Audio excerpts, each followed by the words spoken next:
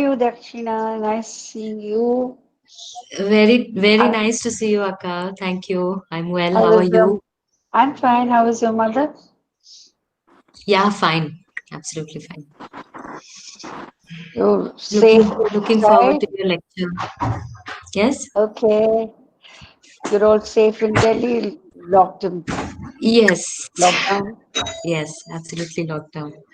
My workshop starts at 10 o'clock after your lecture. Oh, lovely, lovely. I'll sit and watch. Thank you.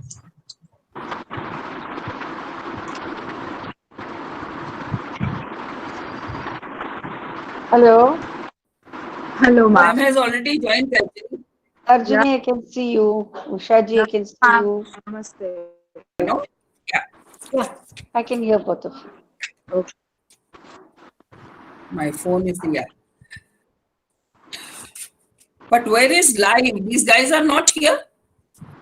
The live session has not started here.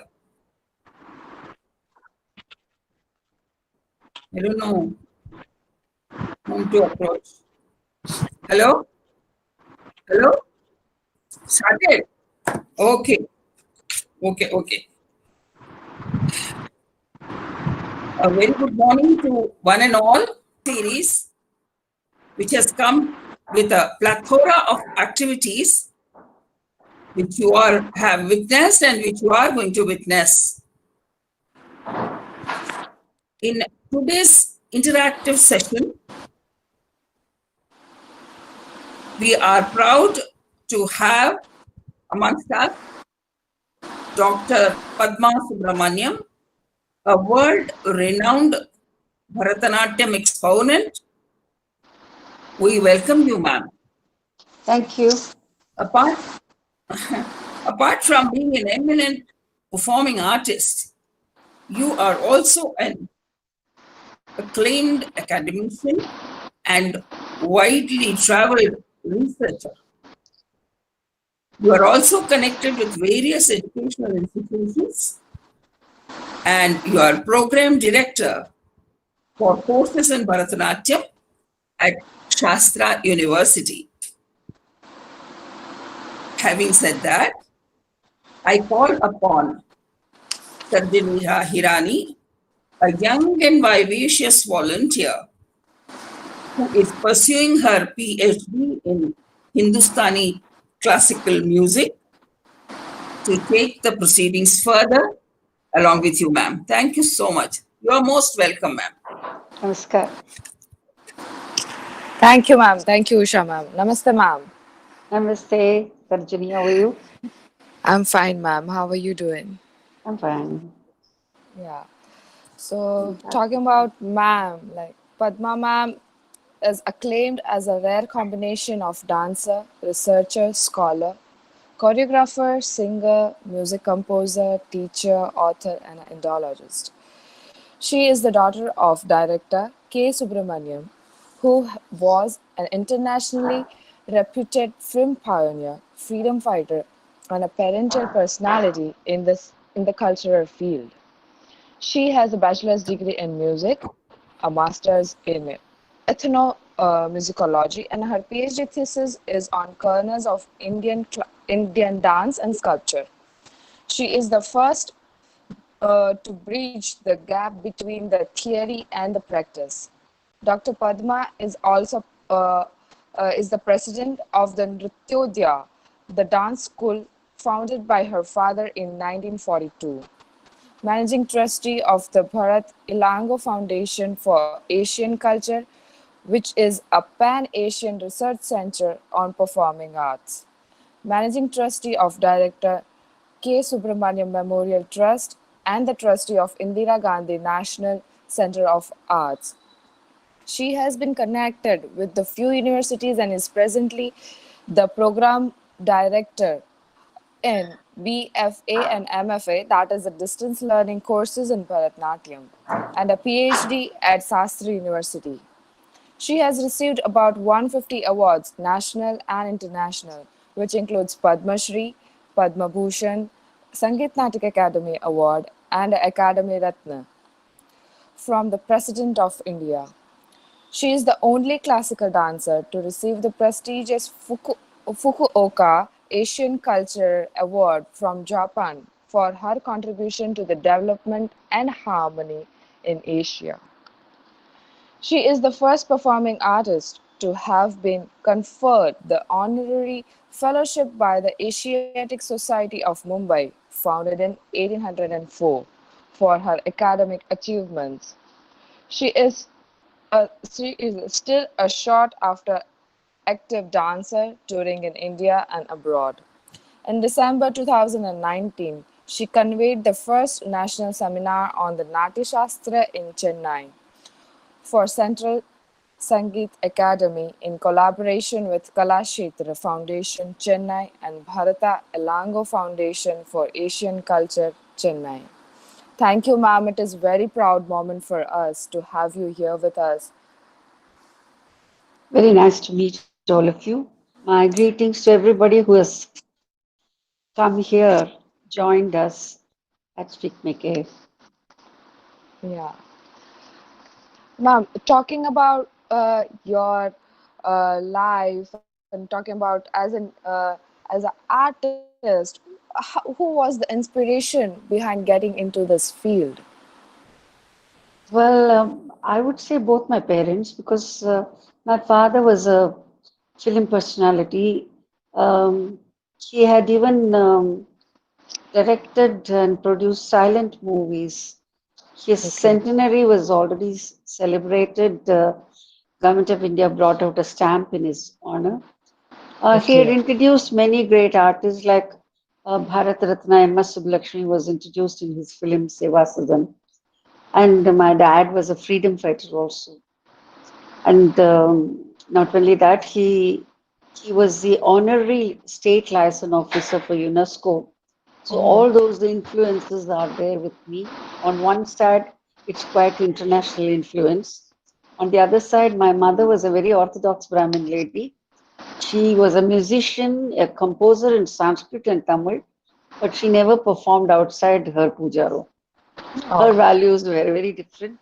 But I belong to a very big joint family where we had a common kitchen for about 50 family members. So Oh. I know what it is to share, to give and Okay. share. So this is my background. And my father started Nrutyodaya dance school as um, a non-commercial charitable organization, and many poor students were learning free. Though he was a Okay. film man, he thought dance was just becoming a stepping stone for joining films. He wanted the art to be preserved, so he started the school. And watching great dancers in the school, even from the time I was a baby, was a big influence on me. So, ma'am, there must have been a routine. Like you were into your joint family, like you had a routine. So, what was your classes routine when you were learning? When you started the initial level of Bharatanatyam, starting like going to classes and riyas and all. What was the routine, ma'am, at the younger age? When I was just 5 years, uh, um, Srimati Kausalya, who belonged to the first batch of students of our own Nrityodaya, she would come home and teach me. For Okay. about a couple of years, I was under her, but she would come to our house and she will teach me. I was a very indisciplined student because I could never look at her as a big guru, and I would go and sit on her lap and I would demand a Oh. chocolate. And she was like a elder sister to me. But later, I was put under the great Natya Kala Kesari Vadur Ramya Pillai. I used to go to his house and learn. From school, I'll go in the evening to his class, sit there and watch. And the training programs at that time was very different. It was not hourly basis like what we are doing now. Just a student enters the class for an hour, dances and goes away, doesn't even have time to watch the seniors. It was not like that.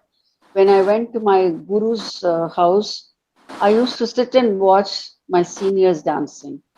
Great. Okay. I mean, my teacher used to take us to even see the legendary dancer Kamala, and E.V. Saroja was almost living in my guru's house. It was Gurukula Vasam for her. And watching all of them, many times, I would sit there, watch the classes, and come back home. Oh, So it was not as though every time I went there, I could get up and dance. But that osmosis, I think, is something which is very essential, which the present generation is missing. Looking at, the elders, the seniors, and when Guru is teaching somebody else, if you watch, you almost learnt it.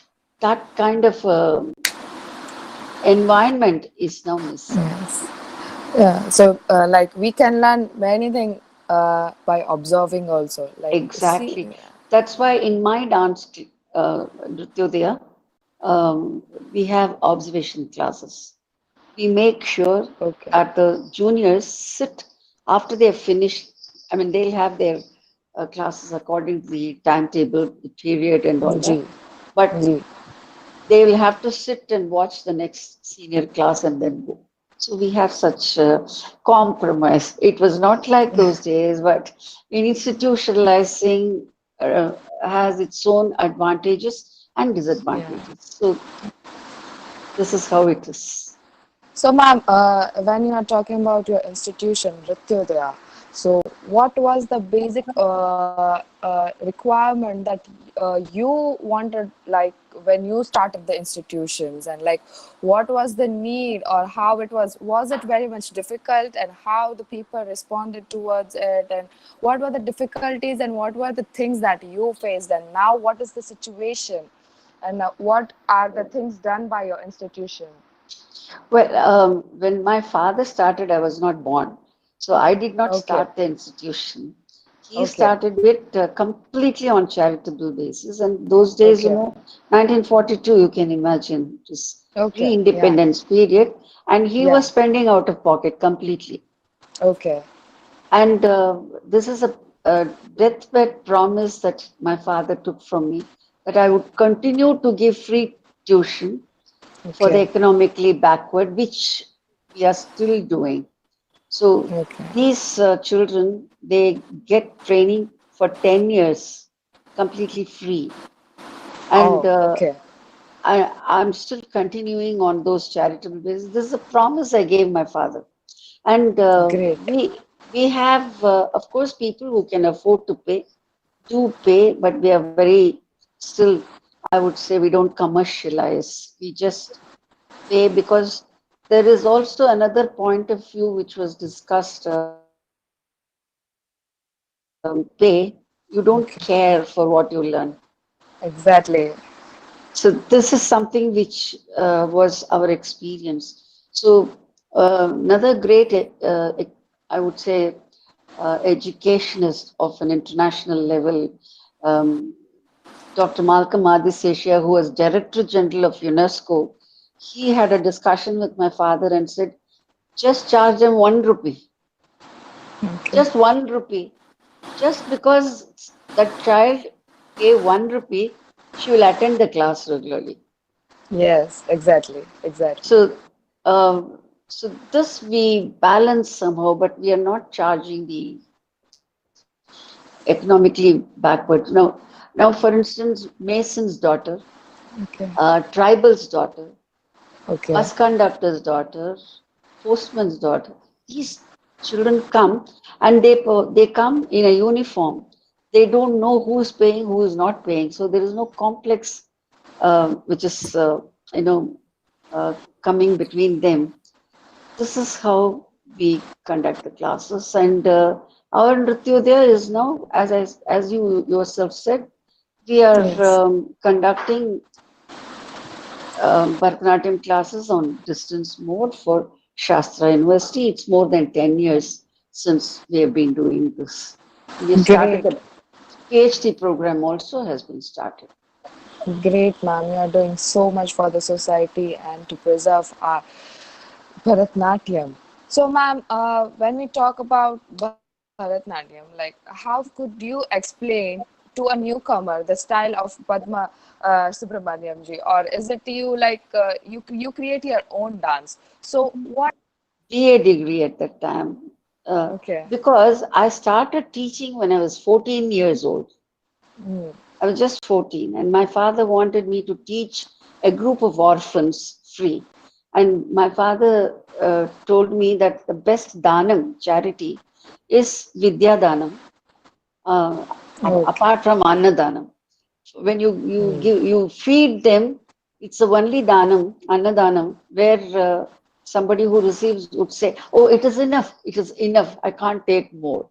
Your stomach gets full. So Annadanam is number one, and next to it is Vidyadanam. So you give it to them, and I found even when I was 14, teaching was a great experience of learning. I would say my students have been also in some way my gurus because each Oh, time I teach, I gain experience. wow. Uh, and it's not like I don't believe in uh, creating dancers in a conveyor belt. It's not a factory. It has to be a cultural institution. You must have you must have cultural values. You must have human values. And I have connection. Exactly. I would be knowing the parents uh, and all the teachers here have been trained by me. So I can't get a teacher from outside because the pedagogy that I have evolved is based on my research on Natya Shastra. We are talking Okay. about body training. Body training is easily the best when you follow Natya Shastra because every major and minor limb in the body is analyzed in the Natya Shastra to be Okay. moved independently and collectively. So these movements are based on both aesthetic values and kinetic principles. So both are important. And Natya Shastra has given an Asian look to the whole basic grammar of performing arts. And this is what I have revived after a period of about 5, 6 centuries. Uh, it is like, I would say, in post independence India, all the regions, with the help of government and NGOs and the artists and the gurus and the rasikas, have revived the regional dance forms like Bharatanatyam from South India, or Kathak, or Manipuri, or Odissi, whatever it is, Mohiniyattam, all that. All these are regional or the path shown by Bharata. So in post-independence India, what I researched and revived for the ji. stage, that is looking at Bharata Muni had given for the entire Indian subcontinent called the Marga. Okay. So this is what I have revived, and this revival will be useful for any deshi, not only Bharatanatyam. Okay. It, it's like, at one point of time, at least just about 150 years ago, Sanskrit was the lingua franca. That Okay. was the binding language for the entire, not only Indian subcontinent, I would say Asia. How did the Chinese Okay. travelers come and go around the whole country? They learned Mm. Sanskrit in Brunei. There was a Sanskrit university. And Okay. they came and so Sanskrit was the lingua franca, and Sanskrit coexisted with all the rich Prakrits or the regional Okay. languages. Okay. And just like that, the Marga that I have revived had Okay. coexisted with all the Deshis. So Okay. what I have revived is something important for any style of dance. I would say, as Dr. Kapilavasan called it, neoclassical. All Okay. the all these present forms, she calls them neoclassical. I think it's a beautiful term. So for all these, there is a binding common grammar and that Okay. is the Natya Shastra. If you study Natya Shastra, you can do your Odissi better. You can do your Bharatanatyam better. You can do your Kathak better. Yeah. You, this is the link, fountainhead. This is the link. So Okay. this is what I teach. I had to change the name from Bharatanatyam to Bharatanatyam because Yes. when I started choreographing and including the products of my research in my actual dance, without my realizing, I didn't do it purposely. Okay. Without my own realizing, I had deviated from the norms of last 200 years of Bharatanatyam. Okay. It had included so many of the products of my research. So, what I call my dance today is Bharatanatyam. In Ji. one sentence, I can say Bharatanatyam is a combination of the Marga, that is Bharata's Natya Shastra, and the Okay. Deshi Bharatanatyam.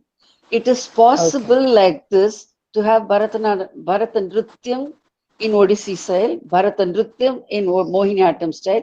If you take the Natya Shastra grammar into your own regional forms, your regional forms will be enriched. And one more thing is, you don't have to turn towards the West for inspiration for creativity. There is so much in this. So this is what we do at Trutyodaya. So thank you, ma'am, sharing us the difference between the what is Bharatanatyam and what is Bharatanatyam. Thank you, ma'am. Ma'am, including, I want to know, and like I want my the people who are watching this, I wanted to know the difference between the karnas and mudras. Uh, the word mudra Okay. is wrongly used in the performing arts. Mudra actually Oh, means sign. It can okay. be stamping. You have the term mudra used traditionally in a different connotation. What has to be used is hasta, which means hand. Okay. Natya Shastra uses hasta, and even the Tamil epic Shilapadikaram uses only the Tamil translation of hasta, that is kai. Kai means hand. Okay. Mudra means something else. Okay. In fact, some 15 years ago, IGNCA had a very important national seminar on mudra. I Okay. also read a paper in that, and in that paper, I had brought the difference between mudra and hasta. Mudra is a tantric, it has a tantric connotation. It is Oh, used in the puja. It is okay. used in puja, and that would be something to communicate to your own self. Mudra is something which is an internal journey, and hasta is something which is meaning communicated to the onlooker. So there is a Okay. difference. At least now people should start using this correct term hasta and not mudra for what we perform for dance. So hasta just means the hand gestures. You have single hand gestures, all of them are named. You have combined hand gestures. This gesture everybody knows. This Hmm. is called Anjali, but Okay. when this is done above the head, it is salutation to God, and in front of the forehead, in the midst of the Yeah. brows, Okay. it is salutation to the Guru, Okay. and Anjali from the region of the heart is salutation to the audience. So we Wow. have three different levels of this Anjali. And now Namaste has become a necessity, Yes. most hygienic way of greeting, and you don't have to shake hand, you're very safe. So Yeah. like this, there are gestures for, I would say, a whole language of gestures are there. And Ji. Karana would mean a whole movement involving the whole body. The Okay. Karanas have been described in the 4th chapter of Natya Shastra. 108 movements are described. Until I came into the picture of research, Karanas were thought to be poses because they are carved in some of our very important temples, particularly in Tamil Nadu, in Okay. Brihadishwara temple, Tanjavur, belonging to early 11th century, in Kumbakonam, Sharanpani Swami temple, in Chidambaram Nataraja temple.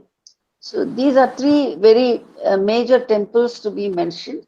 And the Karana sculptures are found in these temples, and they have been a delectable inspiration for the dancer and the gurus. So they were Okay. using those sculptures, copying them in their static form. Okay. There'll be a movement which is a contemporary in the sense, say, last 200 years old tradition of a movement. And at the end of that movement, they will just end it with one of those sculptural poses. This is what they were thinking. But when I Okay. started my research, I realized that the sculpture, each sculpture is like a photograph, still photograph of a moving dancer. Okay. When I move my hand, it goes from here and it goes there and it moves. Only one fraction of a second is registered in the photograph. How Okay. I moved, Okay. what is there in that photograph is just not that movement. It's part Okay. of a movement. And what is there in the sculpture is also part of a movement. This is what I discovered. So Okay. what precedes and what succeeds that Okay. particular position that the sculpture has was my research. So Okay. I started this work. Well, PhD. It was not my big ambition to have a tailpiece of PhD to my name. That was not the idea. Okay. It was thirst for knowledge. So it was Okay. just not 3 years PhD. With all that, I had to reconstruct each movement, make sure that I'm not misleading posterity, and then Okay. I would record it. So it took time, and each karana is a movement of the entire body. Okay. It involves movements of, I mean, from right from the head to toe. So it is Oh. just not hasta will mean just hand gesture, but karana from the root called krim, which means action. So Oh. 108 such actions have been revived by me. Wow. Wow. Wow. Wow.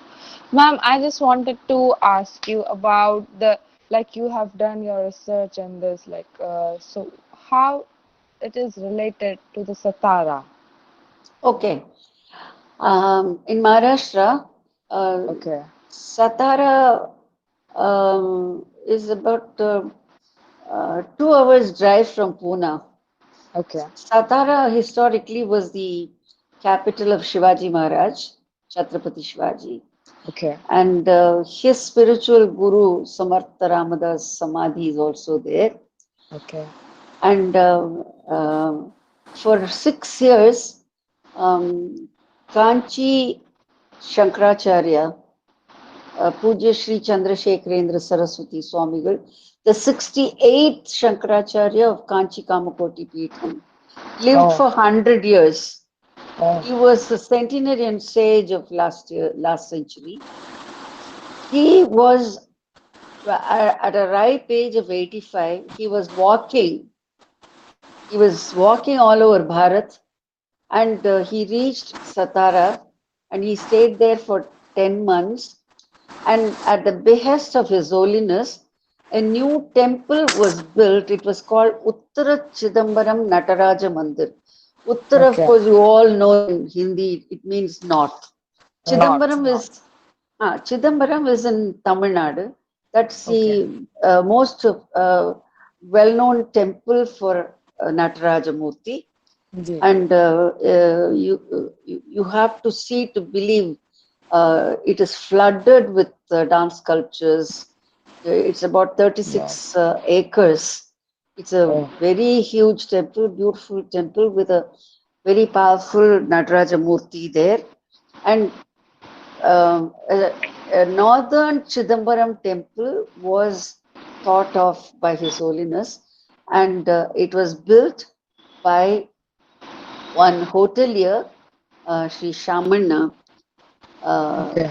who wanted to do something before he died. He had terminal cancer, and Oh. in his own land, it was built at I mean, behest of and blessing of His Holiness. And when I just received Padma Shri from Delhi, I went straight to Satara to place my Padma Shri at the feet of His Holiness to get his Wow. Wow. blessings. Because in my family, I would say we breathe His blessings. Every Wow. breath of ours is nothing but a blessing of His Holiness. His Holiness was somebody who could, he was a Sarvagnya. Sarvagnya means more than an encyclopedia. I mean, Okay. Yeah. Who knows? walking encyclopedia. Yeah. And he had guided me in my research on Natya Shastra, M.S. Subbulakshmi for music, Dr. Raja Ramanna from atomic physics, Wow. Dr. T.N. Ramchandran for archaeology. There's not one subject for which the top Yes. person had not received his guidance and blessing. So when I went there with this, he said, we have started building, the foundation stone was laid yesterday. You design a new set of Karana sculptures for this temple. Okay. And I was asking if I should give the photographs of Tanjavur series, where Okay. it is all Shiva with four hands, or Okay. Kumbakonam temple sculptures, which are all Shiva with two hands, or Okay. Chidambaram temple, which are all Parvati Devi with two hands. So I was Okay. asking which set of 108 sculpture photos I should give it to the Hmm. sculptor. He said none of these, because you have already said that it's like a still photograph. Try to capture those parts of the movements which are not already recorded. So this was, And ma'am, how did this connected the Sanskrit and the Bharatanatyam Shastra and the dance? This shows the Sanskrit, the combination and the connection of this Sanskrit text and Bharatanatyam and the dance. well, I sat at the designing. Okay. Give me 1 second. Yeah. Yeah. Sure, ma'am.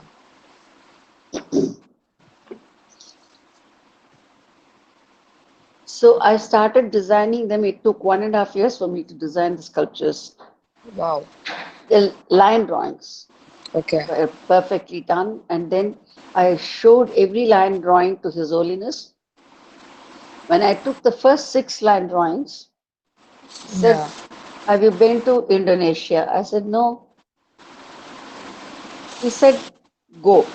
Anyway, that Karana sculpture project took 12 years to complete. Oh.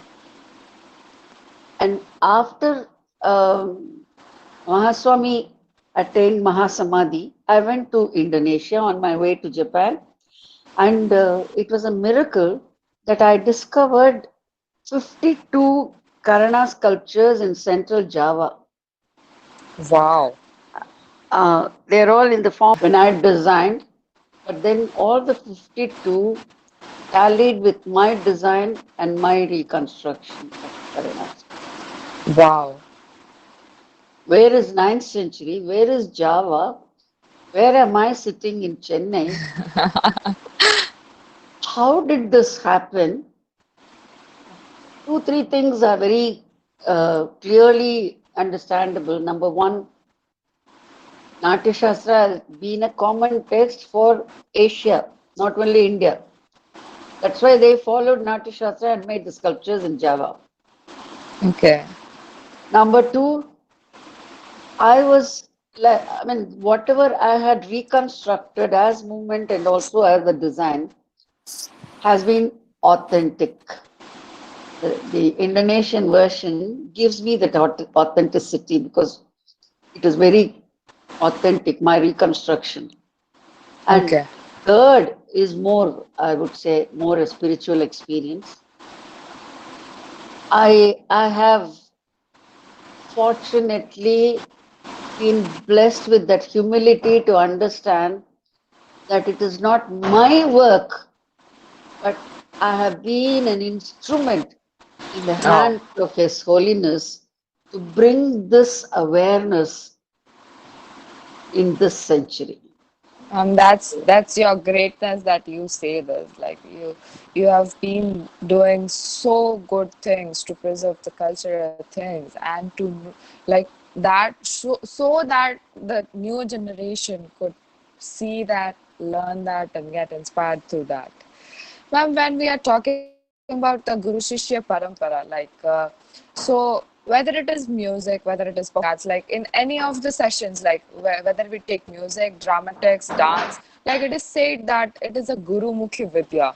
Like you sit and you learn from the Guru by like eye to eye, and like you learn. So in the present scenario, like we are all suffering from coronas and all, how would this affect us? Like, is it possible to have the virtual education in the field of performing arts? And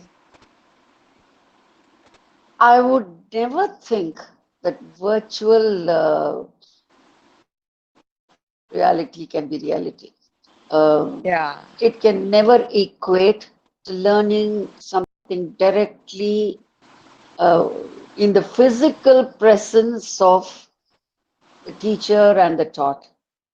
But if there is a situation like this, when it is 60 days since I stepped out of my gate oh, with lockdown, we are pushed to a corner, and you yeah, can't be completely away from your own shishyas, your own students, and they miss me also. I miss them. They yeah, miss obviously, me. It's both ways. So at least through the screen, I can see their faces. I can teach them something.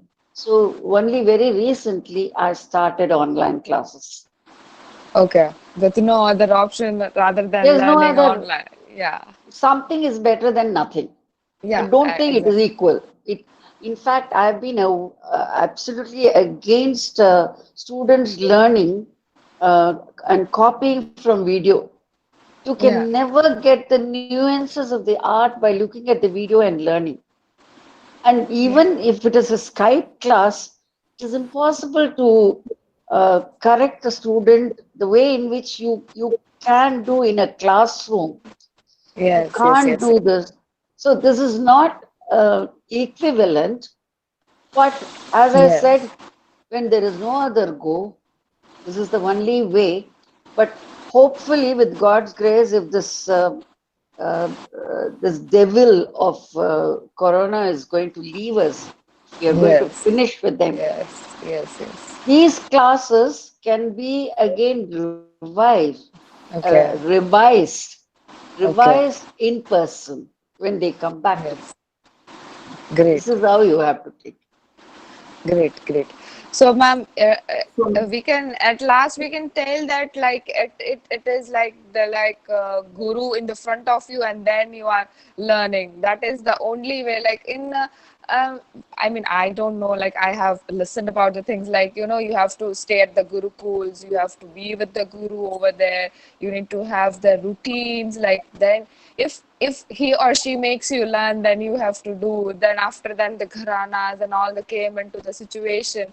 And like what do you feel like, what is right now present scenario, like because when even if suppose I learn something new today, like if even I learn a rag today from my guru, I will just directly go to my home and I would listen the same rag of another different artist. So that would affect my singing. So is that we can tell that today's students or the today's Shishya does not have like they need to keep faith on their gurus, like because they are doing each and everything as अब भी सुना और अभी उन्होंने घर पे जाके किसी और का सुन लिया, and like they are inspired by them, like oh they are singing so good, they are dancing so good, and I want to dance like them.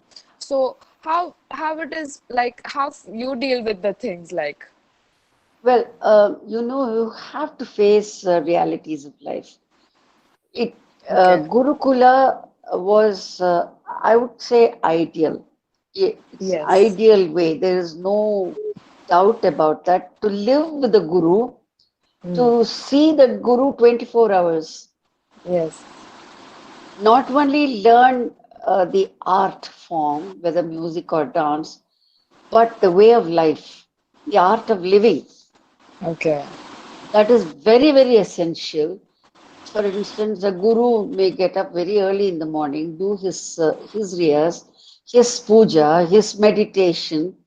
All that influences the child. Okay. Why did Krishna, Lord Krishna was sent to Sandipini? Why was Rama sent to Gurukula Vasam? Even the greatest of Avatara Purushas have been sent only to live with the Guru. Okay. Where that kind of holistic education you are not going to get in any college. It is not Now, going to happen. With the gurus living in different places, and you rightly said, you learn a raga from the guru, you go home and listen to the recording of some other guru. yes. You definitely, without any doubt, you will get influenced by the other way of singing also. The thing is, you cannot help it, you cannot avoid it, and you should not avoid it. That's what I feel. Because Okay.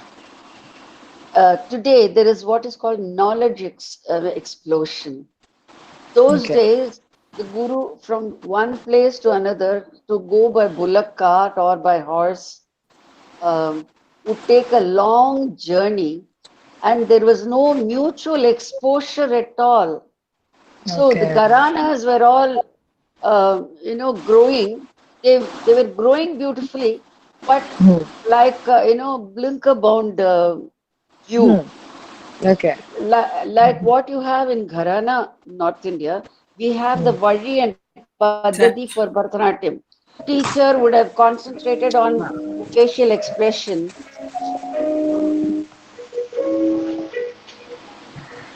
Passport work permit ಎಲ್ಲ office ಇಲ್ಲ ಮಾಡ್ಯಾರಂಟ ಎಲ್ಲಾದ್ರೂ வெளியில Ma'am, the voices are coming. Can you please yeah, thank you.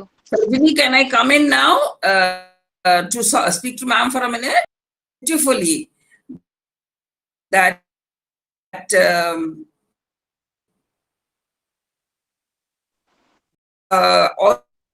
also asked the same question that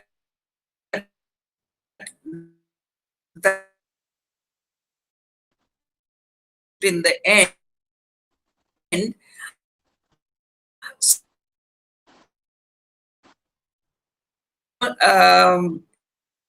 it was a beautiful journey. Okay, and a few years ago, IIT Chennai, there also I Yes. gave my lecture demonstration. That's It has right. been always a great pleasure to be connected with SPIC MACAY, because I look at SPIC MACAY as a bridge between past and future, and the present is right there. So Yeah. it's a great contribution that SPIC MACAY has done, bringing generations together. Thank you very much, ma'am. And we are really, really blessed to have you always. And you have been so supportive of this cause, and you have always supported us. Now, before we depart, I would like you to give out a message to the present day youth what would be your message in terms of art, culture, and preservation? Um, I think art is something which has to be part of the life. Exactly. Art is something for your own inner spiritual satisfaction. You dance because you love it. Secondary is people also like it. If there are rasikas who are going to enjoy your program, you're doubly blessed. But what I perform is something which I have to have Atmanubhava. It has to be soul satisfaction. And don't bother about what critics write, what people say, whether you danced well or not, whether your jewelry was good or bad. What is important is that you stick to one basic thing, that thought that I am Indian. I will be always Indian. Bharatiya is my life. And for anything absolutely highly creative, I can do from India with Indian art, to remember that every one of us is like part of a banyan tree. The banyan tree is spreading, but it is Yeah, also having very deep roots.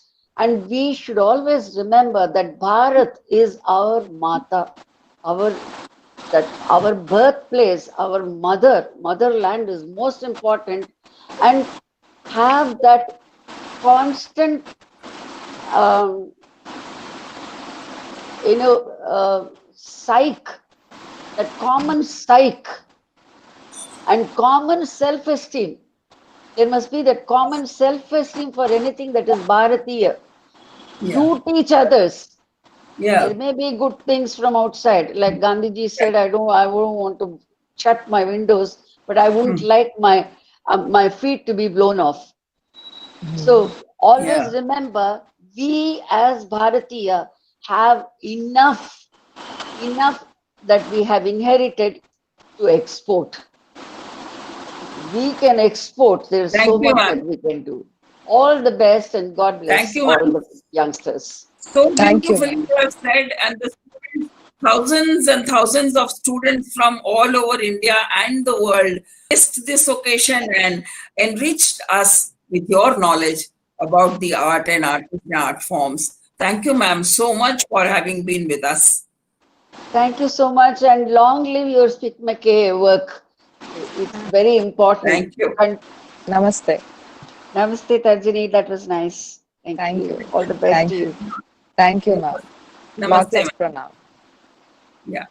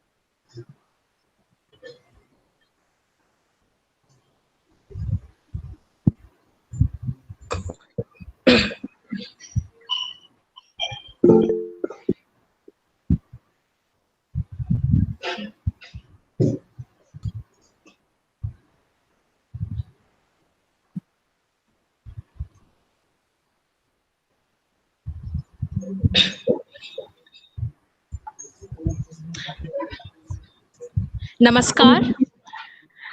It's my immense pleasure to welcome you all to SPIC MACAY's Anubhav series, Day 3. After the interaction session with Vidushi Padma Subramanyam ji, we now move forward with the Bharatanatyam dance workshop. We have with us our Guru, Apurva Jayaraman ji. We welcome you, ma'am. We also have her student with us, Bhargavi. Welcome, Bhargavi. Hello. Apurva ji is one of the great artists of Bharatanatyam. Besides dancing, she has deep interests in astrophysics. She has traveled all over the world for the performances, talks, and workshops. Presently, she is under Junior Research Fellowship of Ministry of Culture, Government of India.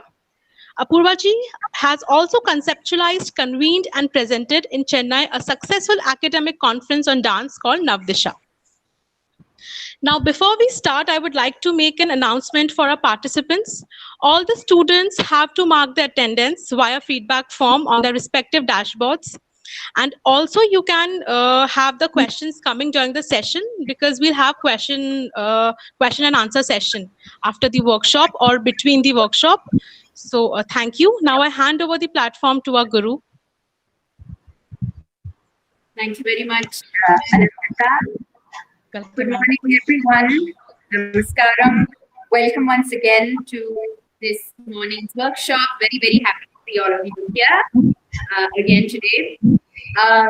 What a precious morning this must have been for all of you, having had the chance to listen to the legend Dr. Padma Subramanyam share her experiences. I think it's always so inspiring to hear her talk, and I'm sure all of us are like charged with that energy and that inspiration to move on into our session today. So welcome. I'm going to start today with a quick recap of whatever it is that we spoke yesterday, so that we can just take on forward from there. Okay. So yesterday, after speaking a little bit about the history of Bharatanatyam, we spoke about what are the aesthetics that define the particular style, the classical style of Bharatanatyam itself, amongst the various other styles and forms in India, although all of them draw their source from the same spring, right? The spirit, the core of all these art forms come from the same place. And I'm sure, that would have been so much more evident and elucidated so much better from Paduka's talk, since the entire research is based in that context, in looking at the Natya Shastra, which has been the source and the spring for all of our books in terms of codifying them. So we spoke a little bit about that, and then we started off by talking about the lower body and the upper body movements. And for the lower body main positions that we have in the lower body positions, we looked at 3 positions: Samapadam, Arai-Mandi, which is the half-sitting position, and Murumandi, which is a full-seated position. 3 of these being the main positions from which we create any lower body movement or any footwork. Okay. And as far as the upper body is concerned, of course, we discussed that it's not just the use of the fingers and the hands, but the entire arms and their movement within the plane of the body. We discussed a bit about this. So what are the alphabets? So what are those sounds, those vowels that we first of all need to start from to understand any language? That was the Pada Vedas, right? The variations of the feet movement, which give us some kind of a basis to start constructing our words, which were the Adavus, right? And we were able to see the 6 variations of the Pada Veda yesterday. And I'm going to remind you of all of them: Udghattita, Sama, Anshita, Kunchita, Agratara Sanchara, and Suchi Pada. Right? We did 6 variations of the Pada Veda, and then we went on to see how these variations get implemented in the Adavi patterns or the putting together of small little word units. What are the rules for bringing these different variations of the feet together? So within this, we looked at the tattadavar, which used the samam position of the foot, where the foot is placed on the floor in its entirety, and we lift up the leg and strike it on the floor so that we create a sound while the entire foot strikes the floor. So we started with tattadavar. We did one adava variation using the kunchita, the placement of the toe, kunchita position in, also in swastika or a crossed position with the other leg.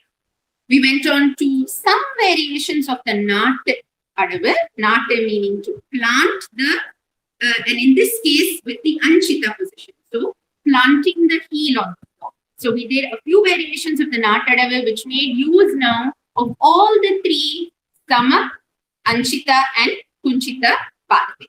Right? So this was basically what we saw with respect to the lower body positions. And today, let's go a little forward. We'll do a few more adavas, put a few more ideas together when it comes to lower body movement. Okay, so are you all ready to start? I hope you are. As we did so yesterday, we have to commence our class with the namaskara. So let's all get up, prepare ourselves, and start with the namaskara together. Okay, join me in doing the namaskara. So, first of all, we want to prepare ourselves by starting in the Samapada position. Take a few seconds of your time to align yourself, body and mind. So you want to push yourself against the ground, straighten your knees, and really feel tall. Feel like your body is extending towards the sky, and look straight forward with a samadrishti. So your entire body is in neutral position, calm, composed. Once we have this position ready, now we're going to take the hands into the Katakamukha Hasta. Turn your feet around and your hips. Open your hips. Balance yourself in the center so that the weight is neither on the right nor on the left. And we're going to go into Aramandi position. From here, we strike the right leg and the left leg to start the namaskar. Okay. Thalan, kutta karti, kutta karta, inna, to, te, yat, te, ta, te, te, and bring it slowly down while you align your mind, Visha, and to your audience.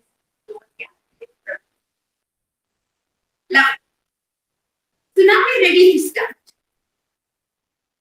So today we're going to, like I said, look at some more variations of the different angas or parts of the body. And of course, like the feet are paramount, right? They're the very, very basic sounds that we use in our language, the movement of the feet. What would be the next most important thing that we need to look at in Bharatanatyam? Like rightly somebody asked us yesterday about the use of the eyes, right? To talk about the use of the eyes, how do we use it in Bharatanatyam? Why is it important? Is it important? Absolutely. And if you remember, I had said it's absolutely paramount to Bharatanatyam that we learn to use our eyes and to use our eyes in the right and in the effective way, right? So now we have a shlokam, a very popular shlokam that is usually taught to all of us as children when we join a dance class, which is Yatho hasta tatho drishti. Yatho drishti tatho manaha. What does that first line mean? Wherever your hasta, your hand goes, wherever the hand is, tatho drishti, that is where you look. That is where your vision is directed. Why? Because wherever my eye goes, wherever my vision is directed, there automatically my mind focuses on that direction. Right? The next line says, Yatho drishti, tatho, Yatho manas, tatho bhava. Wherever your mind travels, that is where you can place your display of emotion, or you can have a emotion associated with that. In the case of a Nritta position, it could be just the joy of that movement that you create or express.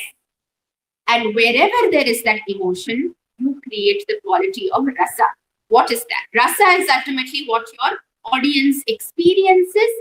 So if you are emoting or showing or feeling joy as you dance, your audience will automatically resonate with and experience that emotion, right? So it all starts with the use of the eyes. So today we're going to go into the variations of the eye movement and see what are the variations that have been prescribed for us, and how can we start from that and move on to implementing that as part of our dance movement. Okay, so let's start that together. So we can all do this seated down if need be. So you can just stay in front of your laptops or your phones and do this along with me. So I'm going to do it once so that you can watch, and then do it one more time so you can join me and do it with me. The first that we use is, of course, the absolute normal, neutral, eyes in the center, calm, which is called sama. Samadrishti. From here, we go to alokita. What is alokita? A complete rotation of the eye in a circular manner. Okay? Alokita. Then the third one is sachi. Sachi is a sideward glance to any one side. It could be your right side or it could be a left. Fourth is pralokita, which is a shuttling of the eye between the right and the left. Pralokita. Nimilite. Nimilite is a close. Avalokita, looking downwards. Okay, so what we've done here is, with our eyes, we have covered the entire range of possibilities in which we can look in the different directions of space. Okay, and of course, in the case of now, because we're only using our eyes, we're not going to employ the head all that much, but you will see going forward once again that as we add the head movements to it, you can create a lot more variations in how each of the eye movements look. Okay, shall we try doing the drishti, vedha together? So drishti means eyes, vedha are again the variations. Okay, so let's do that together with me. Sama, looking forward, neutral eyes. Try, it's not just in your eyes, but remember it is in your mana, it is in your mind. Calm down, try to keep an absolute neutral expression, a neutral emotion. That is sama. Alokita. Explore the extremities of the circle that you can.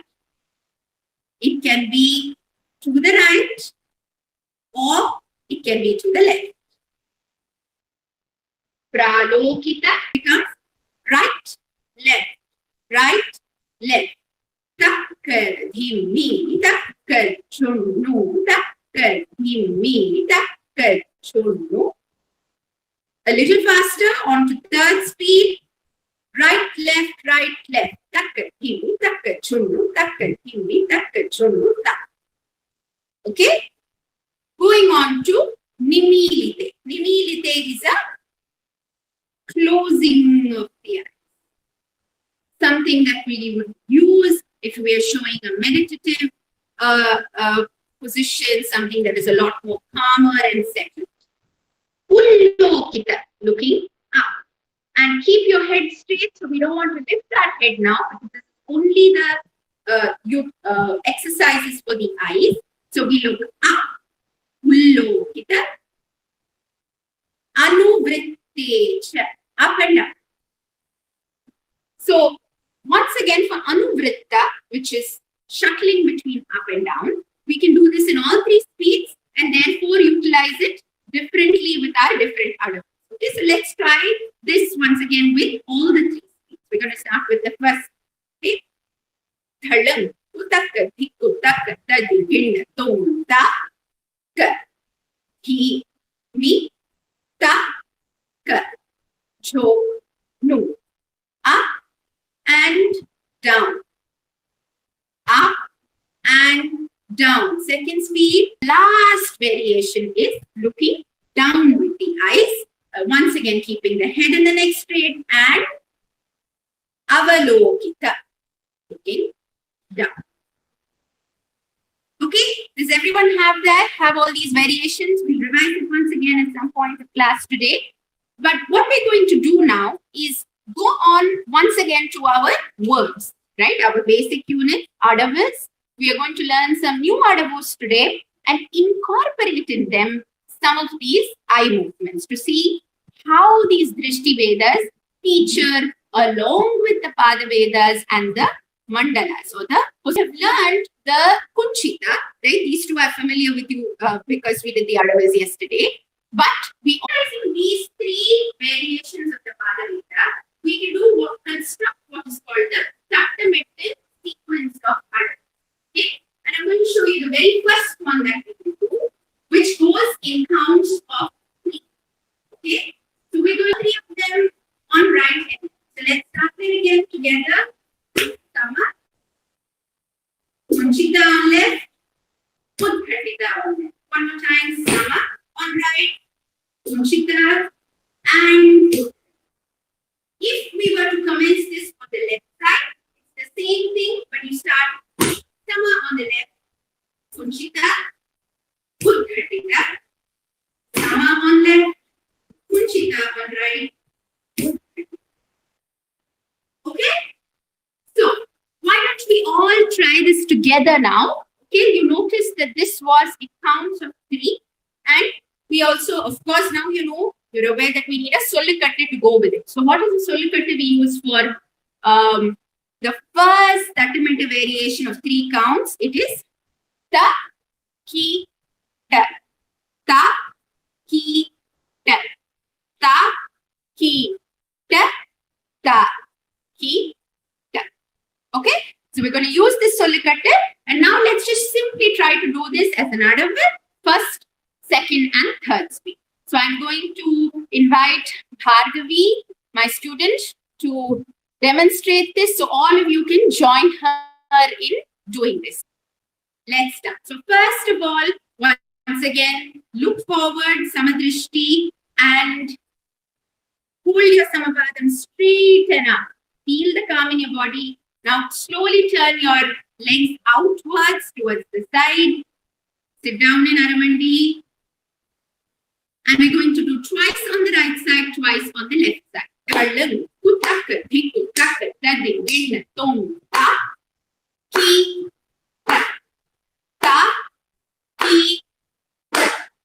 Left, ki, ta, ta, ki, ta. On the right, ta, ki, ta, ta, ki, ta, ki, ta.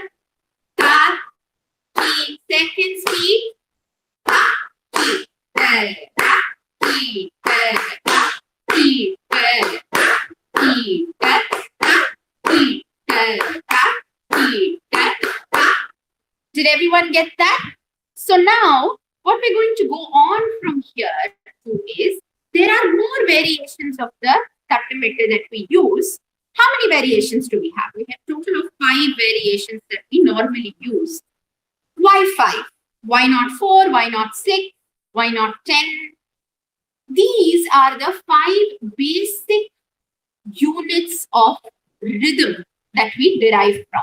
So within our rhythmic structure, okay, in the South Indian classical forms, where the musical form that supports Bharatanatyam, right, or is the counterpart of Bharatanatyam is the South Indian classical style of Carnatic music, right? It's a genre that is all the music that we use for Bharatanatyam is derived from. So within this structure, there is a definition of 5 very simple rhythmic patterns or rhythmic constructions, right? That form the basic units. And by making combinations of this, we can create much more intricate and exciting rhythmic patterns to the sound. So everything derives from this, okay? And these 5 numbers are what we're going to explore using the 30-meter adder. So we've started, of course, now with 3. And this count of 3 has a name, and it's called Tishra. Okay? Tishra or Tishram. You can say it whichever way you want. And that is going to be the very first count. Now, the next normal thing which we're all familiar with is the count of 4, isn't it? Even when we did our Thalam, Kutakka, Hikutakka, Tadhikinna, Tong, it was 1, 2, 3, start. So we always have a leader going to be the second one. So let's see how we can build the tactometer for the 4-count rhythmic structure. Okay, which is what I'm going to show you next. Once again, position. And now we know what 3 is. We're going to add a slight twist to it, right? So we start with this lifting the toe and pressing the heel. When you bring up the heel while the toe is still attached, that's what we're doing. We're doing Samatattal, and then you just lift up the heel as much as you can without raising your aramandi, without shifting your balance of the aramandi. We're only raising by expanding from here. And drop the heel with a good sound. Okay, so we've done a Kuchita here. And repeat the same thing we did on the left. Kuchita and Udghatita. Okay, so very simple. What are we doing? We're taking the Tishra, the Takita, and we're adding to it an extra Udghatita. Let's try that together. I'm going to show it to you on both the right and the left. Okay, it is Ka, Ka, Ki, Mi. Sama on right, Udghatita on right, Kunchita on left, Udghatita on left. So if we're starting this whole thing on the left, then we will start Sama on the right, Udghatita, sorry, on the left. Sama on the left, Udghatita on the left, Kunchita on right, and on the right again. Okay? Let's try that. How about we try the Takka, Ta, Ka, Dhi, Mi, Ta, Ka, Jo. Okay? So let's try this on both, doing it twice on the right, twice on the left. Okay? Come. Aramandi position. Feet turned out. Samadrishti. Look in front. Kutta. Ta. Jo. Nu. Ta. Ka. Di. Mi. Ta. Ka. Jo. Nu. Everything else now can become a combination of what we already have. Okay, so now that you've learned these 2, you've learned everything that you need to know. You just have to put these in combination together for us to derive the other 3. What are the other 3 rhythmic patterns that we have? The immediate next one we have is 5. Okay, we call this Handam, and it's 5 counts. So for 5 counts, what do we need to put together? I can take 3 and 2. Okay, and 2 is not different from 4, right? It's just a multiple. It's a question of how quickly you are counting, in what pace you are counting. It is Tishra. Okay, so for Khandam, we're going to do a combination of 2 and 3. And I'm going to now ask Bhargavi to show us this combination. What do we do in Khandam? We use now one Samatattal, okay, which all of you know what it is. Single tatted which, and we rest for a count. Okay, so we do Ta, Ka. The Ka is going to be silent, and the first count is going to be where you strike your leg. After which, you just have to do the usual Takita. That's it. That's something that we've already learned. Correct? So shall we try that? Come, Bhargavi, can we do this together? Yes.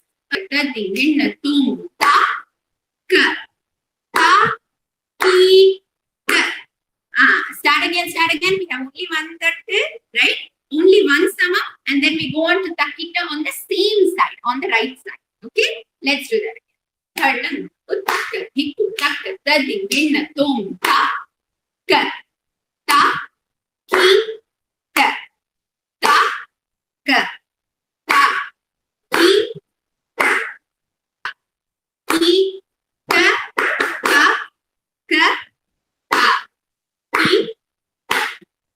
There is going to be a rhythmic count of 7, which clearly can be broken down into a 3 and a 4, right? So now you know everything that you need to know to do this. Nothing new. You just have to put a takita and a takadimi together. Okay, so can we try that? Let's do that. Once on the right and once on the left.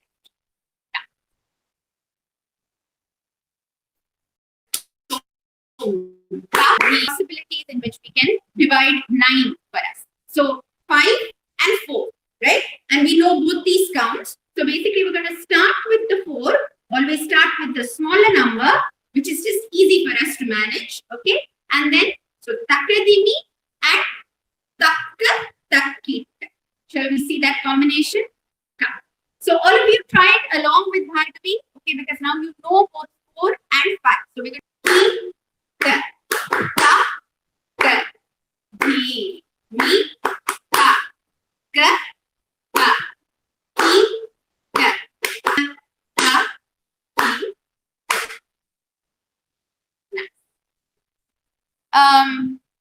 clear? What did we go through? We went through the 5 different rhythmic patterns that we have in Bharatanatyam, the basic units of rhythm, attaching them onto 5 Tattametta Adavas, which represent those basic rhythmic units. Okay, so we've done 3, which is Tishram, 4, which is Chatushram, 5, which is Khandam, 7, which I'm going to show you like this so that we remember the unit separation. We've learned something about the rhythmic structure as well in Bharatanatyam. What we're going to do going forward is something interesting. Okay, we will go on to learn a very small song as we go to the later part of the session today. We're going to start learning a song. So you're already going to start employing all these ideas. So don't forget them. It's not to be left behind. We're going to start using them in the song. And at the same time, going forward in the workshop, we're going to try and see how we can play around with these numbers and play around with these combinations to create much more interesting and intricate rhythmic patterns. Okay, so I want you to hold on to these 5 rhythmic structures that we have created. Of course, like we did yesterday, we never dance Bharatanatyam with our hands only on our hips, right? The upper body needs to be employed. Without the movement of the hands, I cannot create any movement of the eyes, and then there is no attention of the audience at all. The audience is not going to be interested in what you're doing if your eyes are not going to be directing them towards the movement that you would like. So today what we're going to do is we're going to use hands, use hastas, and the common hasta that we tend to use for the Tattametta Adavar, okay, when we learn it as an Adavar, is the hasta which we call Tamara Chuda. Okay, this is how we place this hasta, and it is called the Tamara Chuda hasta, and it's usually placed over here, somewhere along the face, the jawline of the face. Okay, so not down here, not far away, but the finger pointing to the jawline of the face. This is going to be your position of the hasta, and we're going to use this standard position. So if you start the Tattametta on the right, you will use the right hand. If you start the Tattametta on the left, you will use the left hand. Okay?